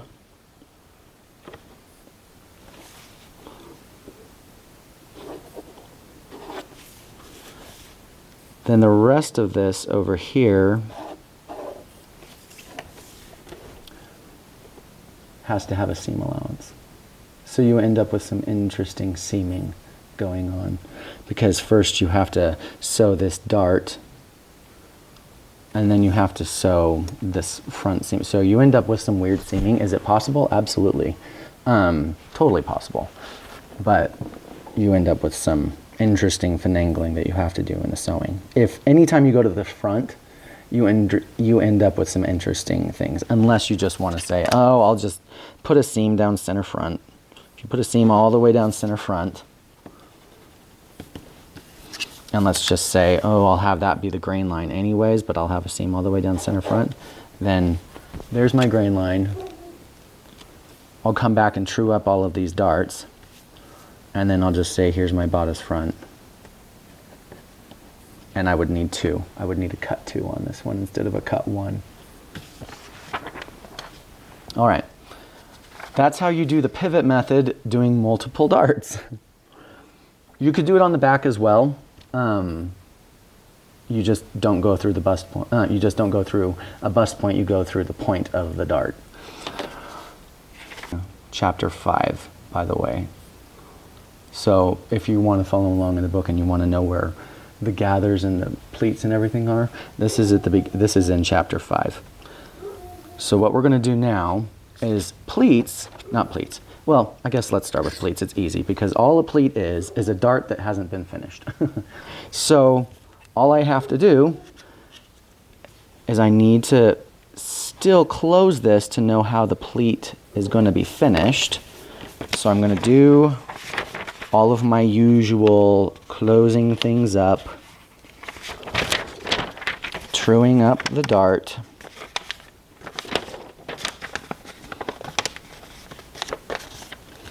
So I want to know where that's going. I'll give myself my seam allowance.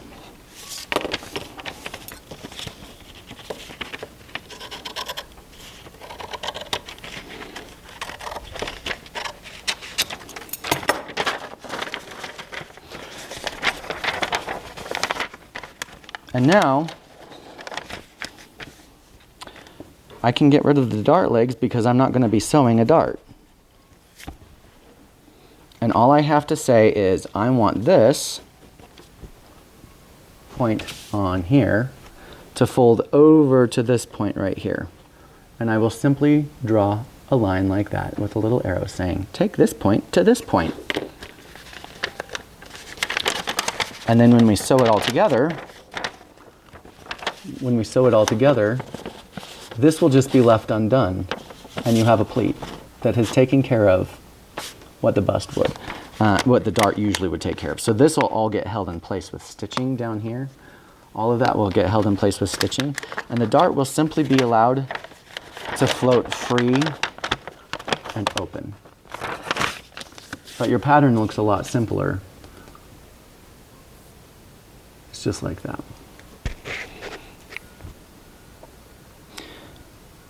That's for a pleat. And that goes with anywhere you put a pleat. Basically, you just say, well, I want this point to come over here. Let's say I didn't want the dart, the pleat, to be facing out like this. Let's say I didn't want it facing out like this. Let's say I actually wanted the pleat to go the other direction so that the opening of the pleat was pointing towards center front. Well, instead of closing the dart towards center front, I would fold it the other direction instead. And I'd trim it all down. Sometimes it would give a different edge to the into the dart. Sometimes it's exactly the same. But basically, there's the pleat going the other direction. I'm sorry, the lighting on that is probably pretty bad. But there's the other direction. So, there you go. That's what you can do with a pleat. If you wanted to do a box pleat instead, let's just say we want to have both of the darts come to the middle here and it just open. Then what I would do is I would still have to close it like a pleat, like a dart, but instead of coming all the way over to close up the other dart leg, I would have to only go to the center of the dart. And I'd have to do the same thing with the other side of the dart. And then the pleat opens up in the middle. So it still kind of looks like a dart because it's creating that line, but it's opening up like an accordion instead. So when it gets sewn together, it looks kind of like that, but this stays open. And then you just have to cut off at the seam allowance. And instead of having that point, you end up with something more like that, where it's almost like 2 points going up there. But then you would take this dart leg, well, this side over here, and you would draw a little arrow saying that needs to come to here, and this one needs to go to there. And that's all the information you need on the pattern to be able to say, this is a dart. I mean, this is not a dart, this is a pleat. And the pleat, this point here goes to there. If you were going to notch it and use your notching tool, you would come back at this point and just, here, let me grab it.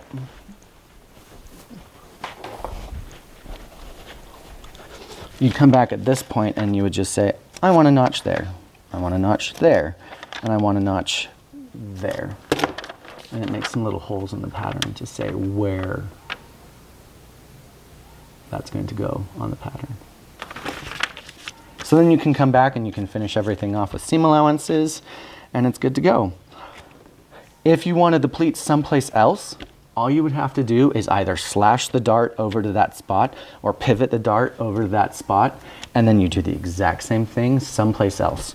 Let's say you wanted 2 pleats. What if you wanted a pleat coming from here at the side and one at the front? You could do that, and you could send half the dart over here and half the dart over here and make both of them into pleats, and you'd end up with this weird pleat thing going over the boob right here. Not saying you should do it, not saying you shouldn't do it, just saying you can. It's an option. Now, if I wanted to do, the amount of paper I've gone through today is ridiculous. If I wanted to do gathers instead, let's put some gathers at the shoulder that fulfill the need of the dart. I actually think they do this one in the book. So I'm going to pivot my dart up there this time because I don't want to have all that extra tape or anything. So I'm pivoting my dart.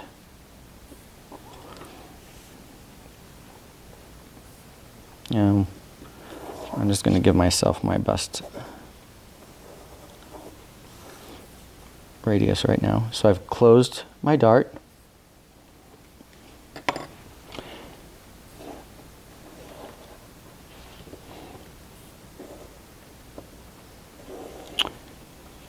And I've transferred it all the way up to the top up here. Well,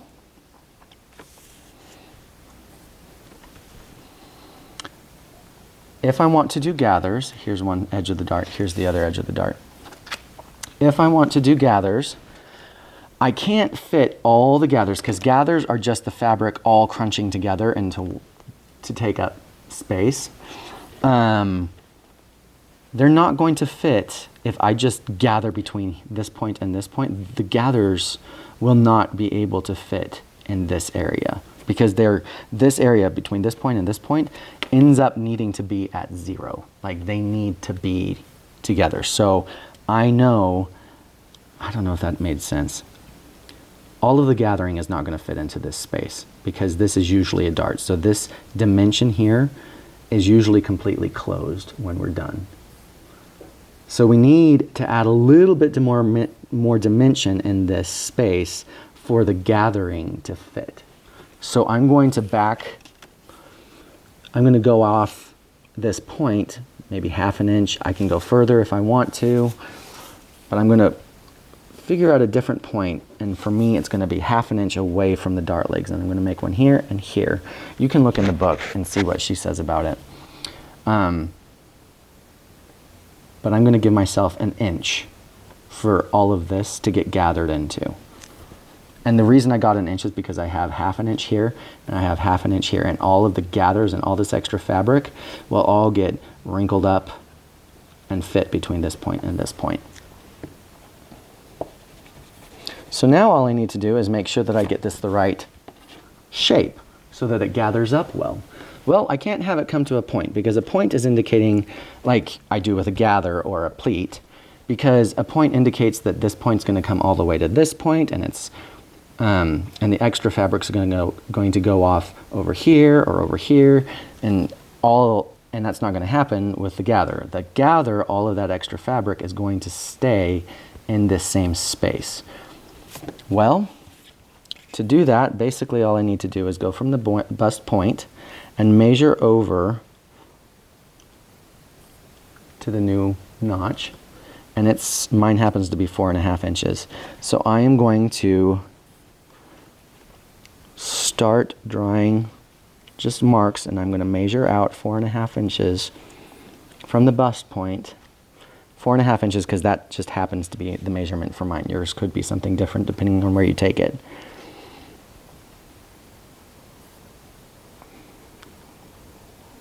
Actually, it's a little bit different than 4.5 over here. It's 4.25. So you have to kind of blend between the two of them. So you would probably go halfway. This is where pattern making becomes a soft science, is because you're taking two unlike angles and trying to match them up. So you could simply just smooth between the two of them. You'll find this happening a lot in your pattern making book, where you just sort of go, and there needs to be fabric there and a nice arc. But I don't want it to just go straight across. I don't want it to be straight across, because then it will be too tight in this area. So it still has to arc. What that arc looks like might be different, but you can gauge it a little bit by knowing that this side is 4.5, this side's like 4.25, so maybe at the midpoint it should be 4 3/8, and you just sort of blend between the 2 points. And then what you do is you just have to label it. And I'm not using an arrow, I'm using a bracket this time. And I am saying gather to, in this case it's 1 inch, because from the dart legs I added 1/2 inch here and 1/2 inch here. So together that adds up to 1 inch. So I'm going to take all of this fabric between this mark and this new mark over here, and I'm going to gather them to 1 inch in dimension. And if I do that, it's going to fit exactly the same as a dart. That's how you do darts. I mean, that's how you do gathers, and that's how you do pleats. And I can do that anywhere. I could have taken that to any spot. Those are the two other fitting devices that we have. So we have the darts, and we have the pivot. We have the darts, and we have the gathers, and we have pleats. Those three things are what we use to fit bulges on the body. And the bulges have to be taken care of in one of those three ways. I mean, I guess they don't have to be taken care of at all. If you want a really baggy, loose fit, then you can just do away with the dart completely, and your fabric will just hang off of you, which is a look. Like, people do that all the time. But if you want it to be fitted, then you will use one of those three methods. But the first of those methods is the dart, and gathers and pleats are all based on the dart. So there we go on that. Let me show you some other options to think about as you do your assignment. I realize this is a lot, and that's okay, because it is lots of fun, and you'll use this for the rest of the time. So let me think. If I want to do something that's asymmetrical, so asymmetrical just means that it's going to be different on one side of the body than the other side of the body. So I'm going to need a bigger paper for this, obviously, because I'm taping one together. Because when you design, and if it's going to be symmetrical, we only ever design for half the body. If you're going to design something asymmetrical, then you automatically have told yourself that you're going to design it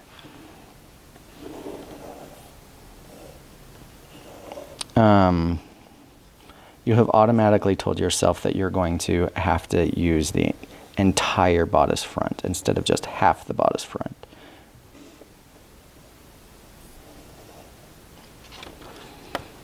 I still want my bust circles and all of that.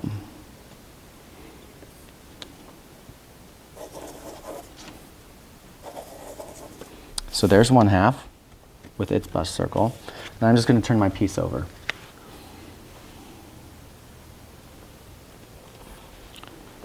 I'm going to do the rest of it. When you do stuff that's asymmetrical, you might be able to do the pivot method. I mean, you can. It requires even more thought, but you can do it.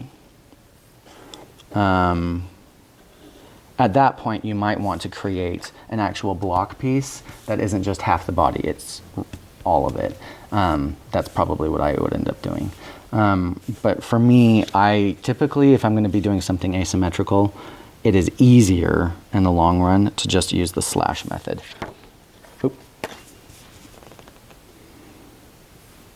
You should still have all the holes on the back of your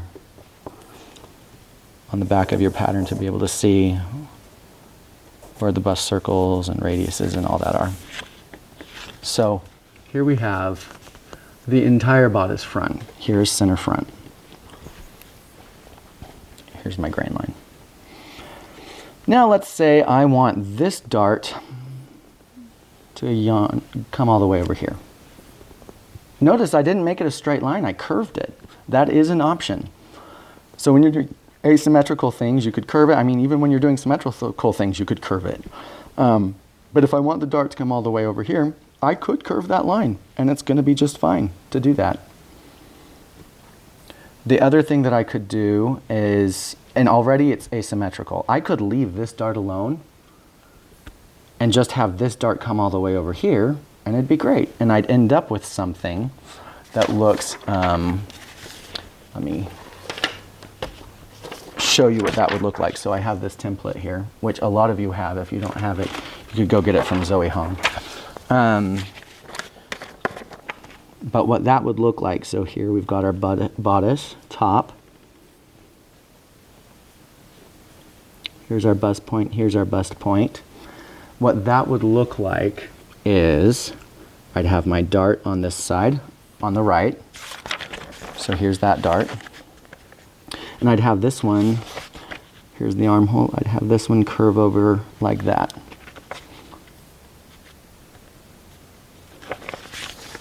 So that's what it would look like when it's all done, when it's all sewn up.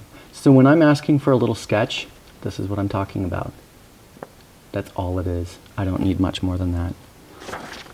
I would still probably scoop out the armhole and say, oh look, here's where the armholes are. But that's what that would look like when it's done. I mean, if you want to, you could come in and shade it and say, hey look, there's the bust. Oh, look how pretty it is. Right. So this right here is what I just drew. And to finish this off, I'm not going to finish it completely. I'll just show you how the slashing looks like. I'll leave this dart alone, but this one over here,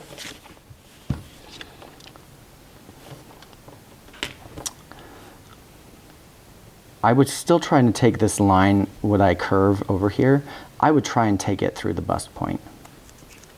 I'd still try to do that. If that's a problem, the fact that I drew this curve and I'm within like 1/8 of an inch to 1/4 of an inch away from the bust point means that you'll be fine. It's not going to be terrible for it. So I'm going to slash to but not through the dart point in this case.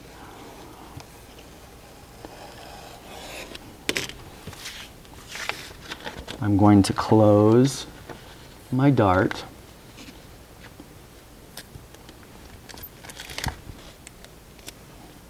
So I've closed my dart and it's opened up into this curved space right here. Now, when it comes to truing the dart, this hole is massive and they are curved dart legs. At this point, don't even try to true the dart the other way. Just make them into seam allowances. So just take other paper.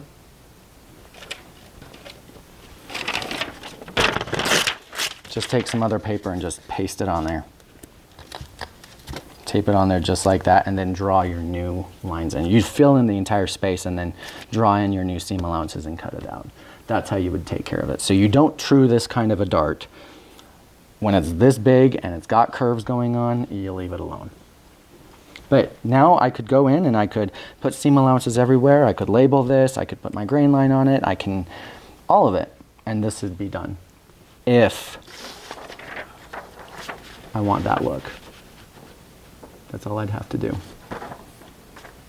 That's not taking into account all the finishes that I would need to do. But, all right. We are almost done. Believe it or not, we are almost done. So I've talked about asymmetrical darts. It just means that you have to use the entire front. I've talked about curved dart. It just means that instead of drawing a straight line from the bust point or dart point, it means that you draw a curved line someplace else. And then instead of truing the dart, you just put seam allowances in it instead. The final thing I want to show is an intersecting dart. So I'm going to show an intersecting dart, but I'm actually going to go crazy on this one because this time I want to show you what you could do. Like, what are the possibilities for you to mess with here? So let me say that I've got my little design here. Here's the bodice top. Notice all this time I haven't done anything on the back. That means all of these could still get sewn to the back piece without an issue. Until now. Now I would actually have to do something to the back. But let me say, so here's my bust points here.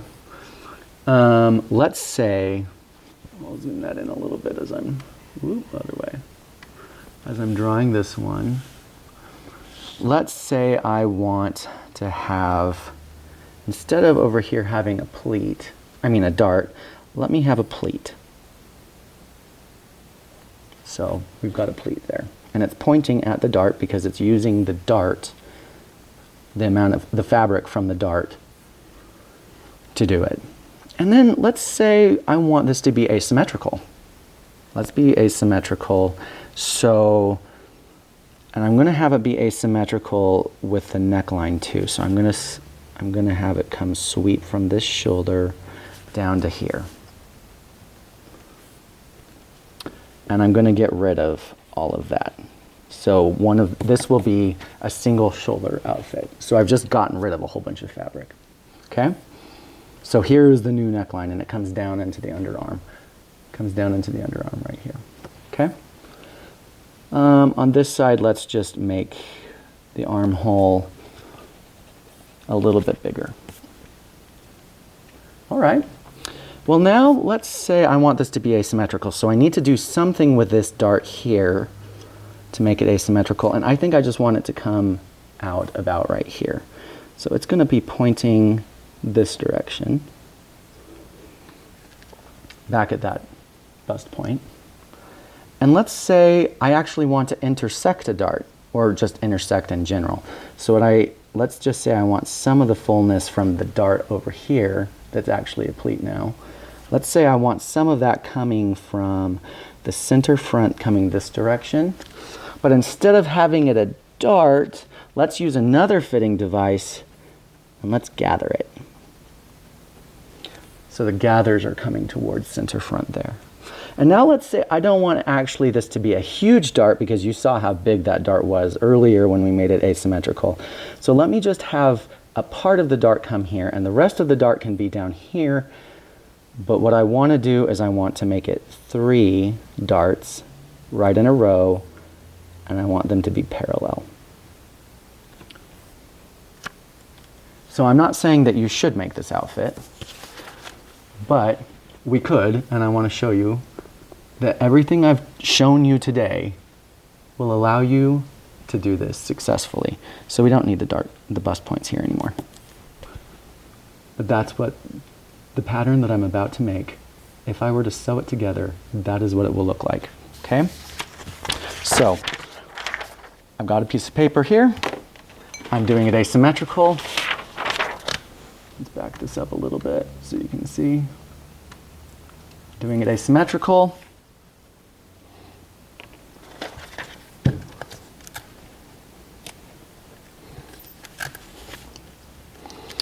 This one has enough, that's why we have a week and a half to do this particular project. And it'll take you a while to watch this video.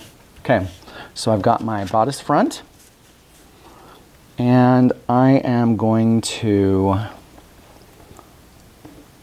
draw the entire thing.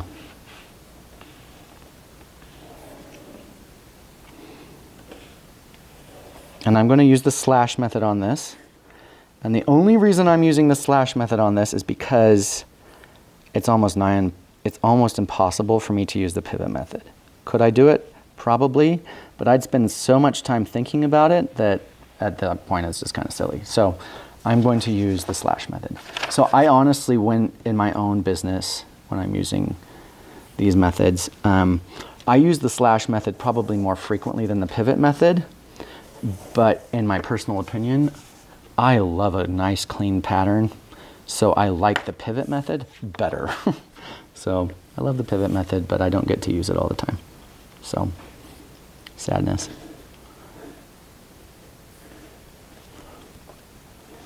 So I've got both sides of my garment, my pattern here.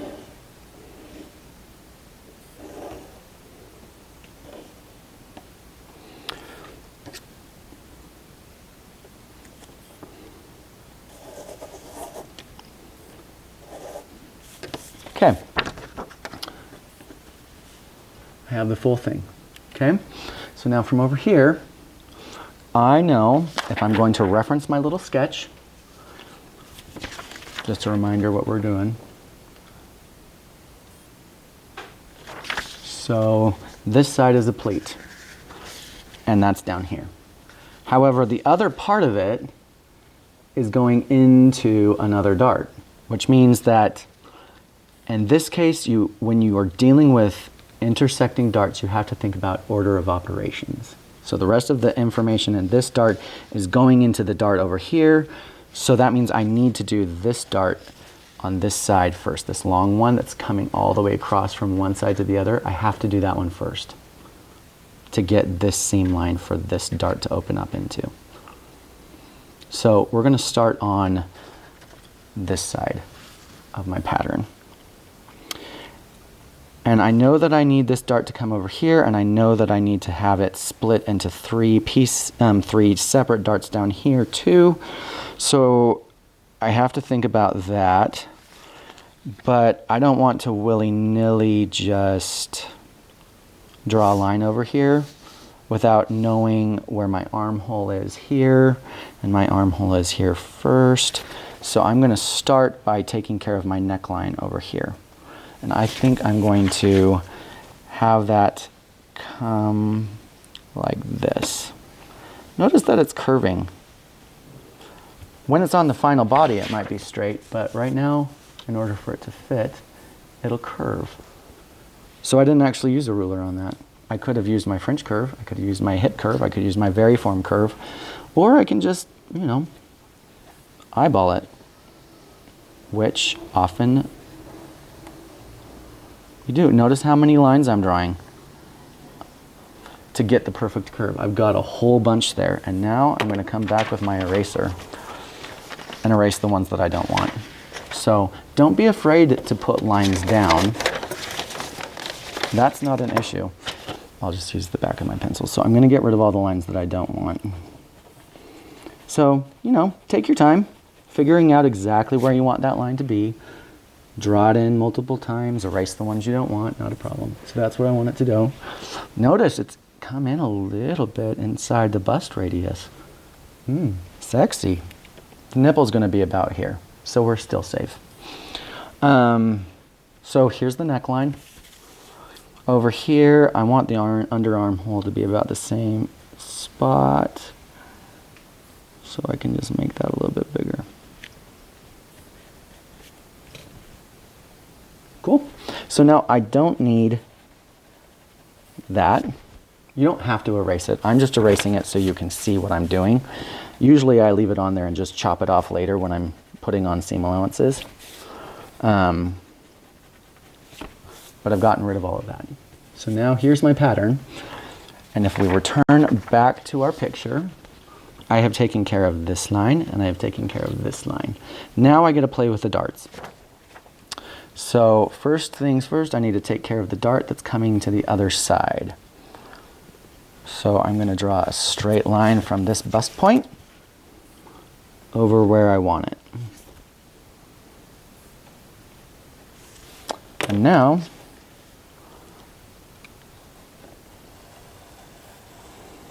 I'm going to get ready to close part of the dart and open it up over here.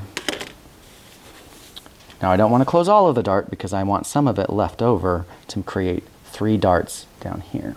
Okay? So I'm only closing it, oh, let's say a third. Maybe a quarter. We'll do a quarter. Notice there's no hard and fast rule there. So now what I'm going to do is I have this dart already transferred. Well, I'm going to get rid of some of this extra paper that I don't need. Partially because I also need paper to fill in darts. So I'm going to fill this dart in right here.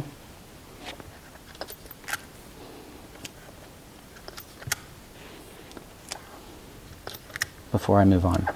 So I want to pause for just a second and say, notice that I am taking the sketch one part at a time, and I'm only thinking about one part at a time. If I were to look at this and say all of them at the same time, that could be stressful.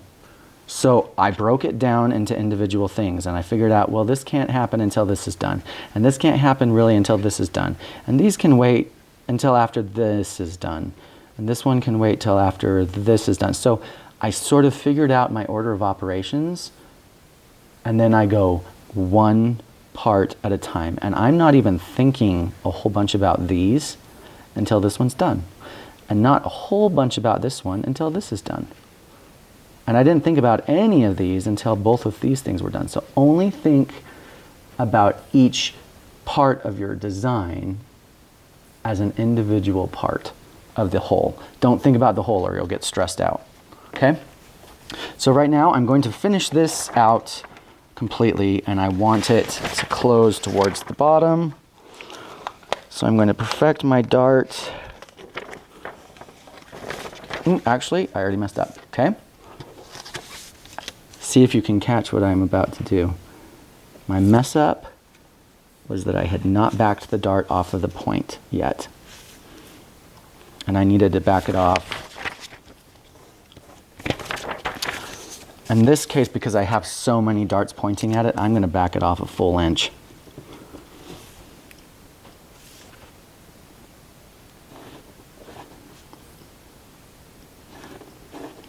And that is simply because I just decided I wanted it that way. There's no hard and fast rule on it. If someone tells you that there is a hard and fast rule, they're lying. They might think there is, but there's not.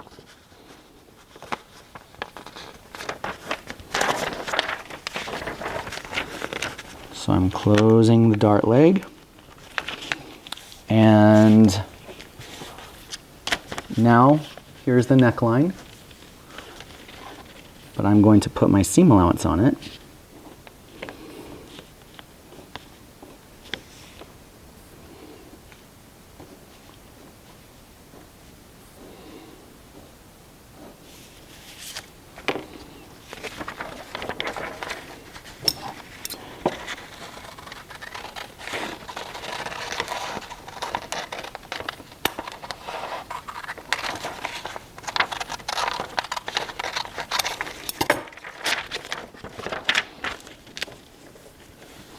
There we go.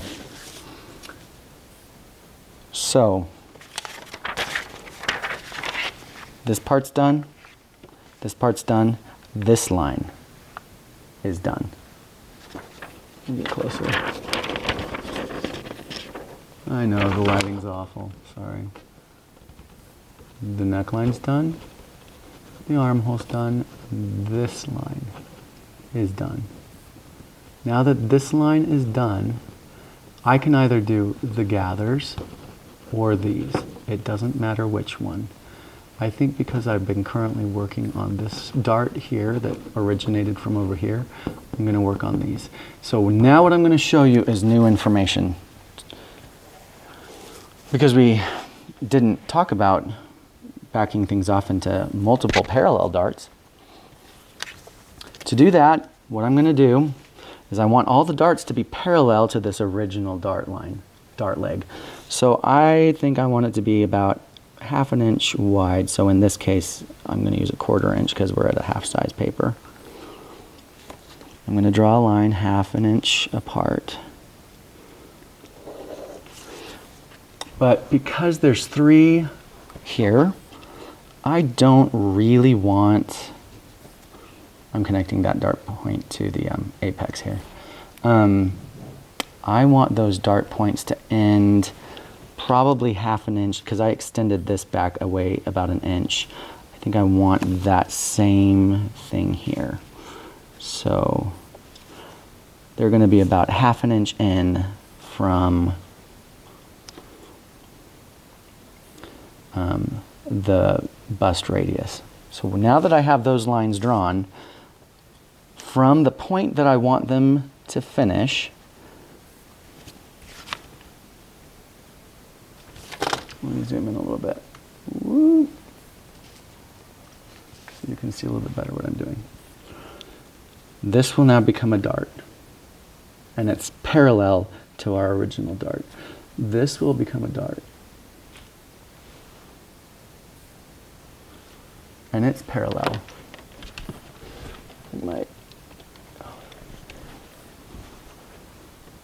And it's parallel. So now what I need to do is connect this point to the bust point, this point to the bust point, and I need to close this dart some of the way and let it open up on this line and let it open up on that line. All right, I had some technical difficulties, so I chopped out what I had done and basically got it back to where it was when everything started going to pot. So I have the old dart here, and I'm wanting a parallel dart here and a parallel dart here as well. So what I'm going to do is I'm going to connect where I want the dart points of these to be up to the bust point. Let me find my smaller ruler. My God. There we go. Oh. And I had to change pencils because I ran out of lead. Up to the bust point.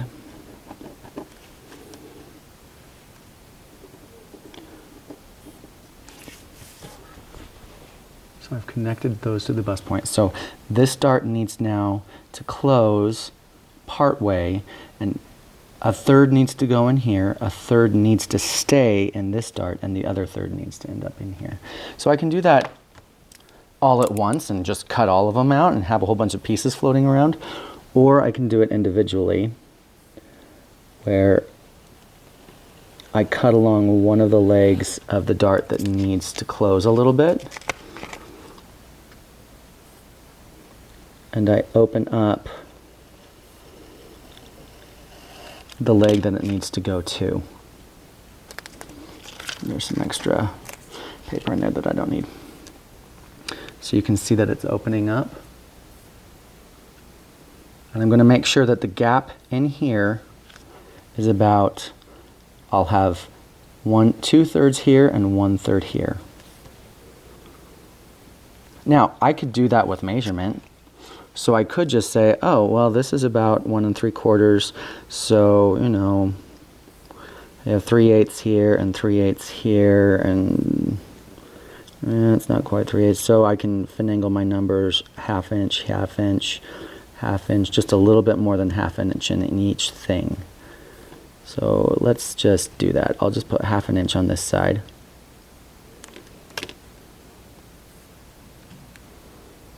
Grab my tape. Hopefully it's still showing.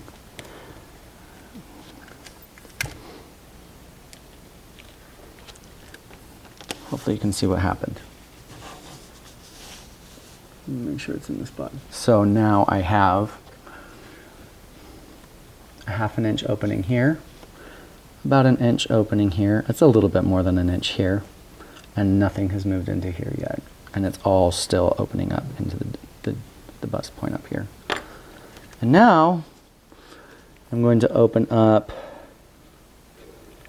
this other dart leg here, and I'm going to move it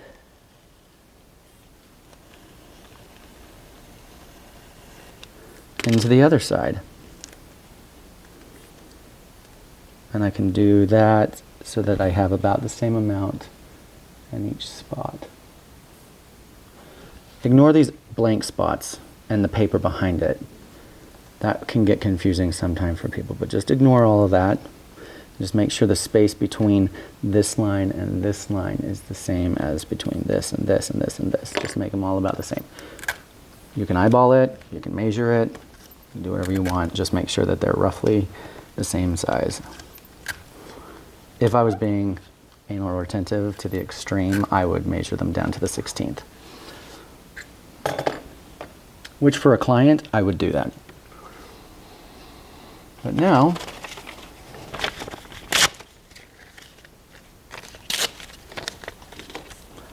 I can come back. I've put enough tape in there to hold everything together to hold it down.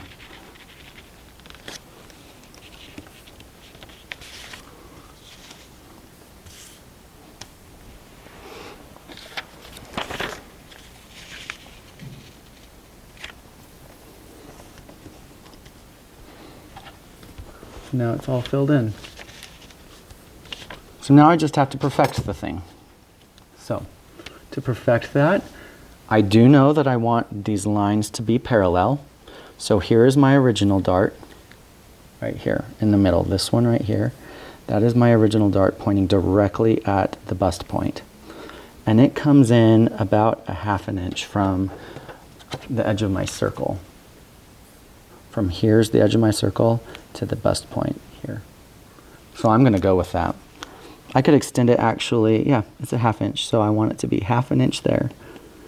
And I'm gonna take that point at the 1/2 inch from the edge of my bust radius and draw my new dart out and just perfect it.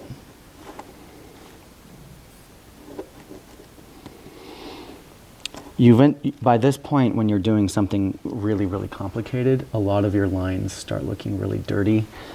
That's okay. You just have to try and keep it as clean as possible so that it's clear. And then if I want this to be a parallel dart over here, that means I need to follow the parallel line. So here's the dart leg here. I'll follow that parallel line and I will ignore all of the opening up here and all of this extra opening up here, and I will simply go with the parallel line. They do have an example of this in the book, so if you're confused by what I just did, go look at the book. But there's my new dart there. And I'm going to X out all of these other lines that no longer are important. Same with this one in the middle. And I'm going to do the same thing to the other side.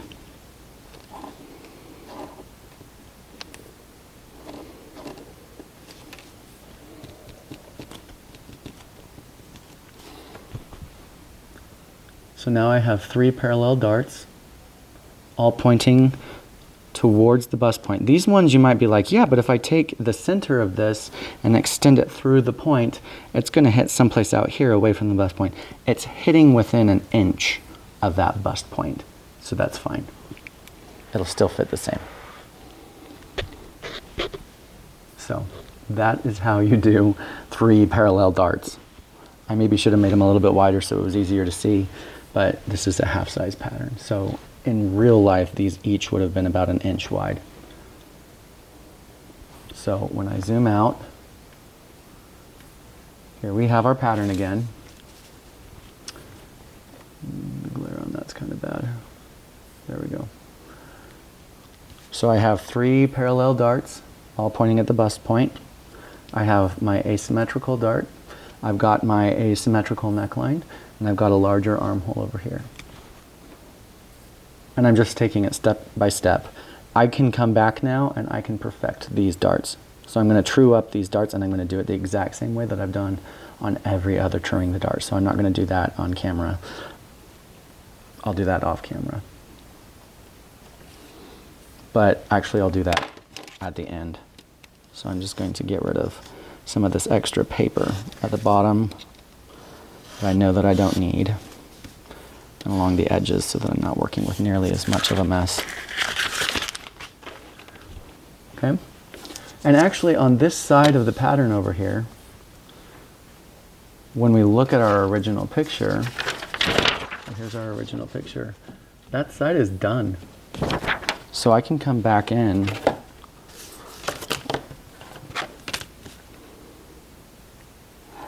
and put on the seam allowances if I want to.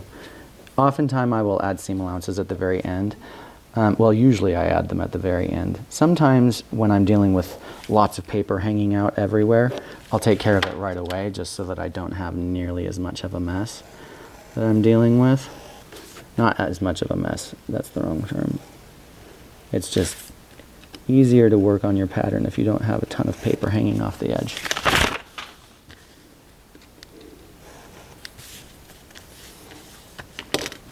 So there's my pattern so far. I have two more things to do. I have this dart here that needs to turn into a pleat, and it needs to come point over into this dart here and become gathers, pointing at this bust point. So I'm going to close half of this and take it over here. And I want this to open up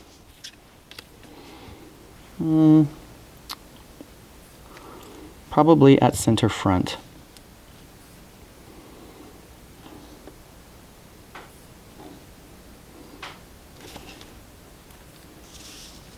That's where I want it to open up. So what's interesting is when you're intersecting darts, I have to slash this dart apart to open this one up. And I might end up running into a problem here. This is why we have fun with pattern making. It's all problem solving. And the problem that I'm seeing is if I open this up and I pivot it out,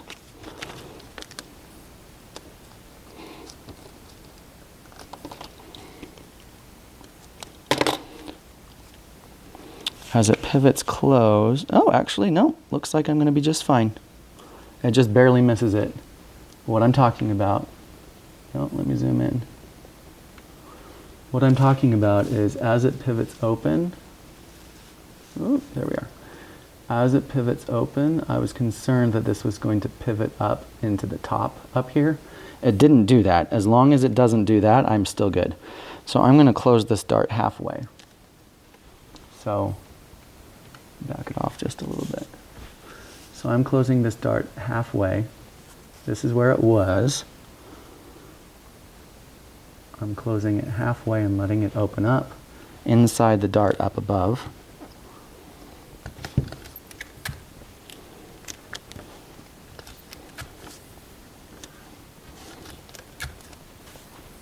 And now I'm going to fill this up with paper right now, but we're going to end up having to cut some paper out in order for us to be able to construct this. There's a lot of stuff that we can do in a pattern that then sample makers are going to come back later and hate us for.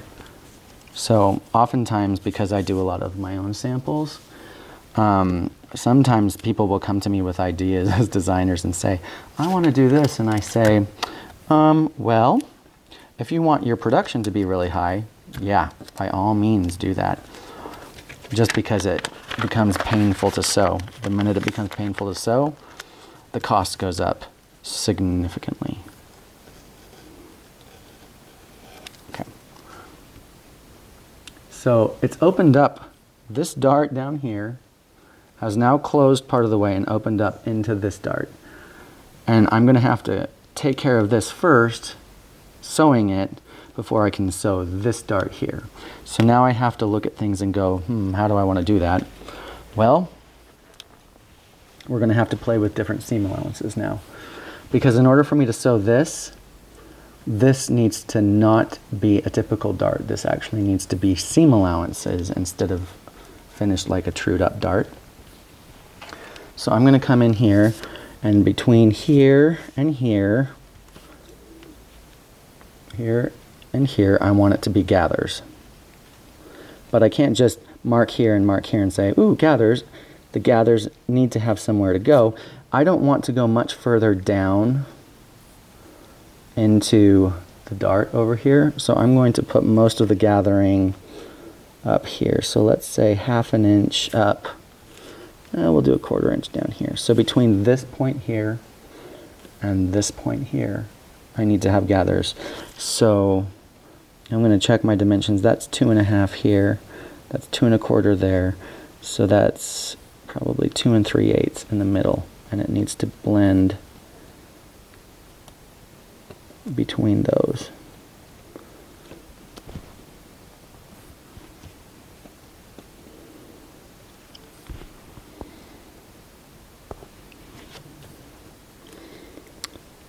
This is be a very interesting thing to have to sew. I'm glad I'm not going to have to sew it. So now I can say all of this isn't going to be darts, this is all gathers.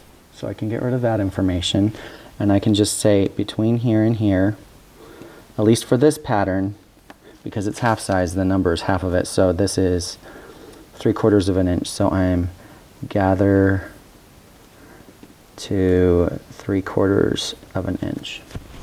So I'm going to mark that in there. And now I have to make sure that this can get sewn, so I'm going to come back and I'm just going to put, since this is half size, I'm going to put 1/8 of an inch seam allowances, which in real life size would be 1/4 inch seam allowances, which is totally doable. That's completely normal to have 1/4 inch seam allowances. And out here, this will be 1/4 inch until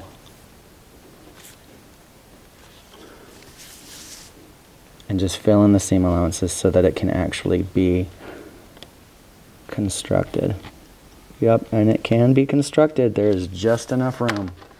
There's just enough room. I'm going to cut everything out and I'll put it up close to the camera so you can see it. There is just enough room for this to get constructed. But it can be. That's the point. We can do it. Okay. Let me X out all the lines that don't matter and darken up the ones that do, and then put it close so you can see what's going on.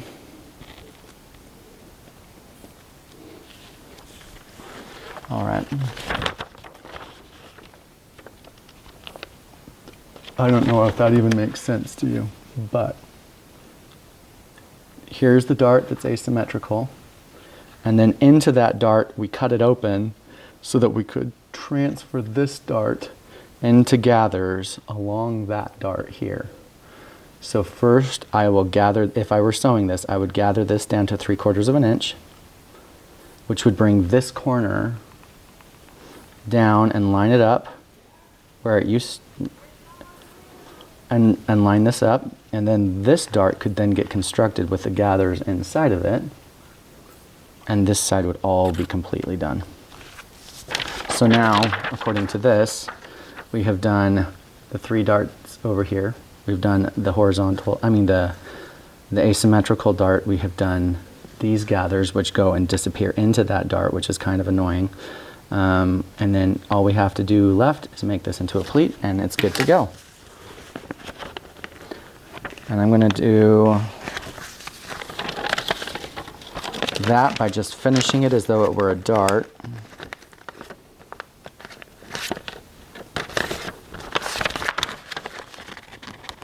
Lining up those bottom edges.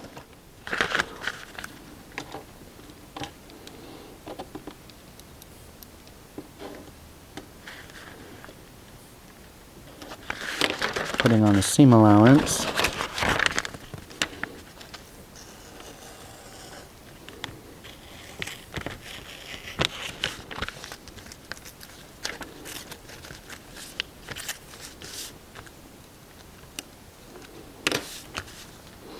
I can say that these don't matter anymore. Really darken up my notches. Show that they're a pleat by drawing a little arrow.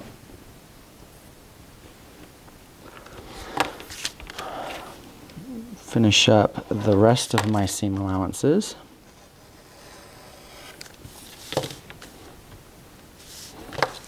Let's just pretend that I trued these darts completely.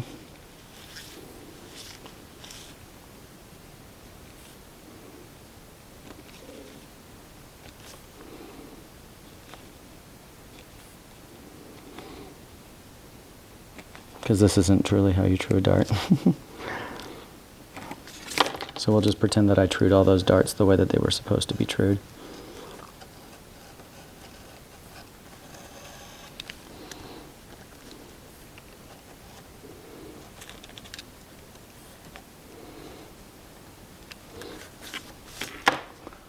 And this pattern is done. I realize that took a little bit of time, so if you watched the whole thing, congratulations. If you didn't, I can totally understand why not. But this pattern right there is what this little sketch is. So give me a little sketch like this, take a picture of this, of whatever you decide to do, and go to town. That is it. That is all of the lecture and demos and everything for the day. If you want intersecting darts information, that's on page 119. Asymmetrical darts are also in that chapter. Chapter 5 is chock full of stuff, even more than I showed you. So there's a lot there. Have fun. Literally everything that I've shown you now will help you be successful for assignment number 1. So for assignment number 1, you've got 4 quarter-size patterns to do. You can do them as the full front. You can do them as only half. You can do them asymmetrical. You can add gathers. You can add pleats. You can do whatever you want. But please don't just transfer one dart and say, I'm good. You know, try to do something a little bit more complex. Maybe try transferring one dart first, and then just for the fun of it, and then see where it takes you. But I do want you to try and actually do a little sketch first, and then say, how will I get to this sketch? What do I do to get to this sketch? Just like I did, where I drew this and said, now I'm going to make it, and then I did. A lot of times, what I'll notice students will do is they will make the pattern and then come over and do the sketch. And that's kind of dumb. We ought to be able to, when you are done with this, you need to be able to look at a sketch and then come and actually do it. People talk about accidental design, and accidental design just means that you messed up and are trying to pass it off as reasonable. There are times when you can just futz about with a dress form, or just start with a pattern and start slashing, and that's what accidental design is when you are purposefully going out and trying to have fun with it. But there is more precision, and you will not really get that opportunity in the industry. Instead, what you will have in the industry is someone give you a sketch and say, go make it. And you can't come back later and say, oh, well, it was kind of hard, so I didn't feel like doing that. They're going to come to you with a sketch and say, this is what I want. So you either need to be able to articulate to them why it's a bad idea for you to do that, or you just need to be able to do it. So give yourself some trial. This one, something like this is actually a great idea because I've given myself a pleat to figure out, I've given myself gathers to figure out, I've given myself asymmetry to figure out, I've given myself an intersecting dart to figure out, I've given myself parallel darts to figure out, I've given myself multiple darts where you have to transfer between things. The only thing missing in this particular style is that you can't pivot. So do at least one pattern where you have to pivot, and you'll be good. Hopefully that gets you started. Watch this before class. Well, obviously, if you get to me saying, watch this before class, you clearly watched it before class. But have fun. This is where we can have a lot of fun in the design realm. So have a great day.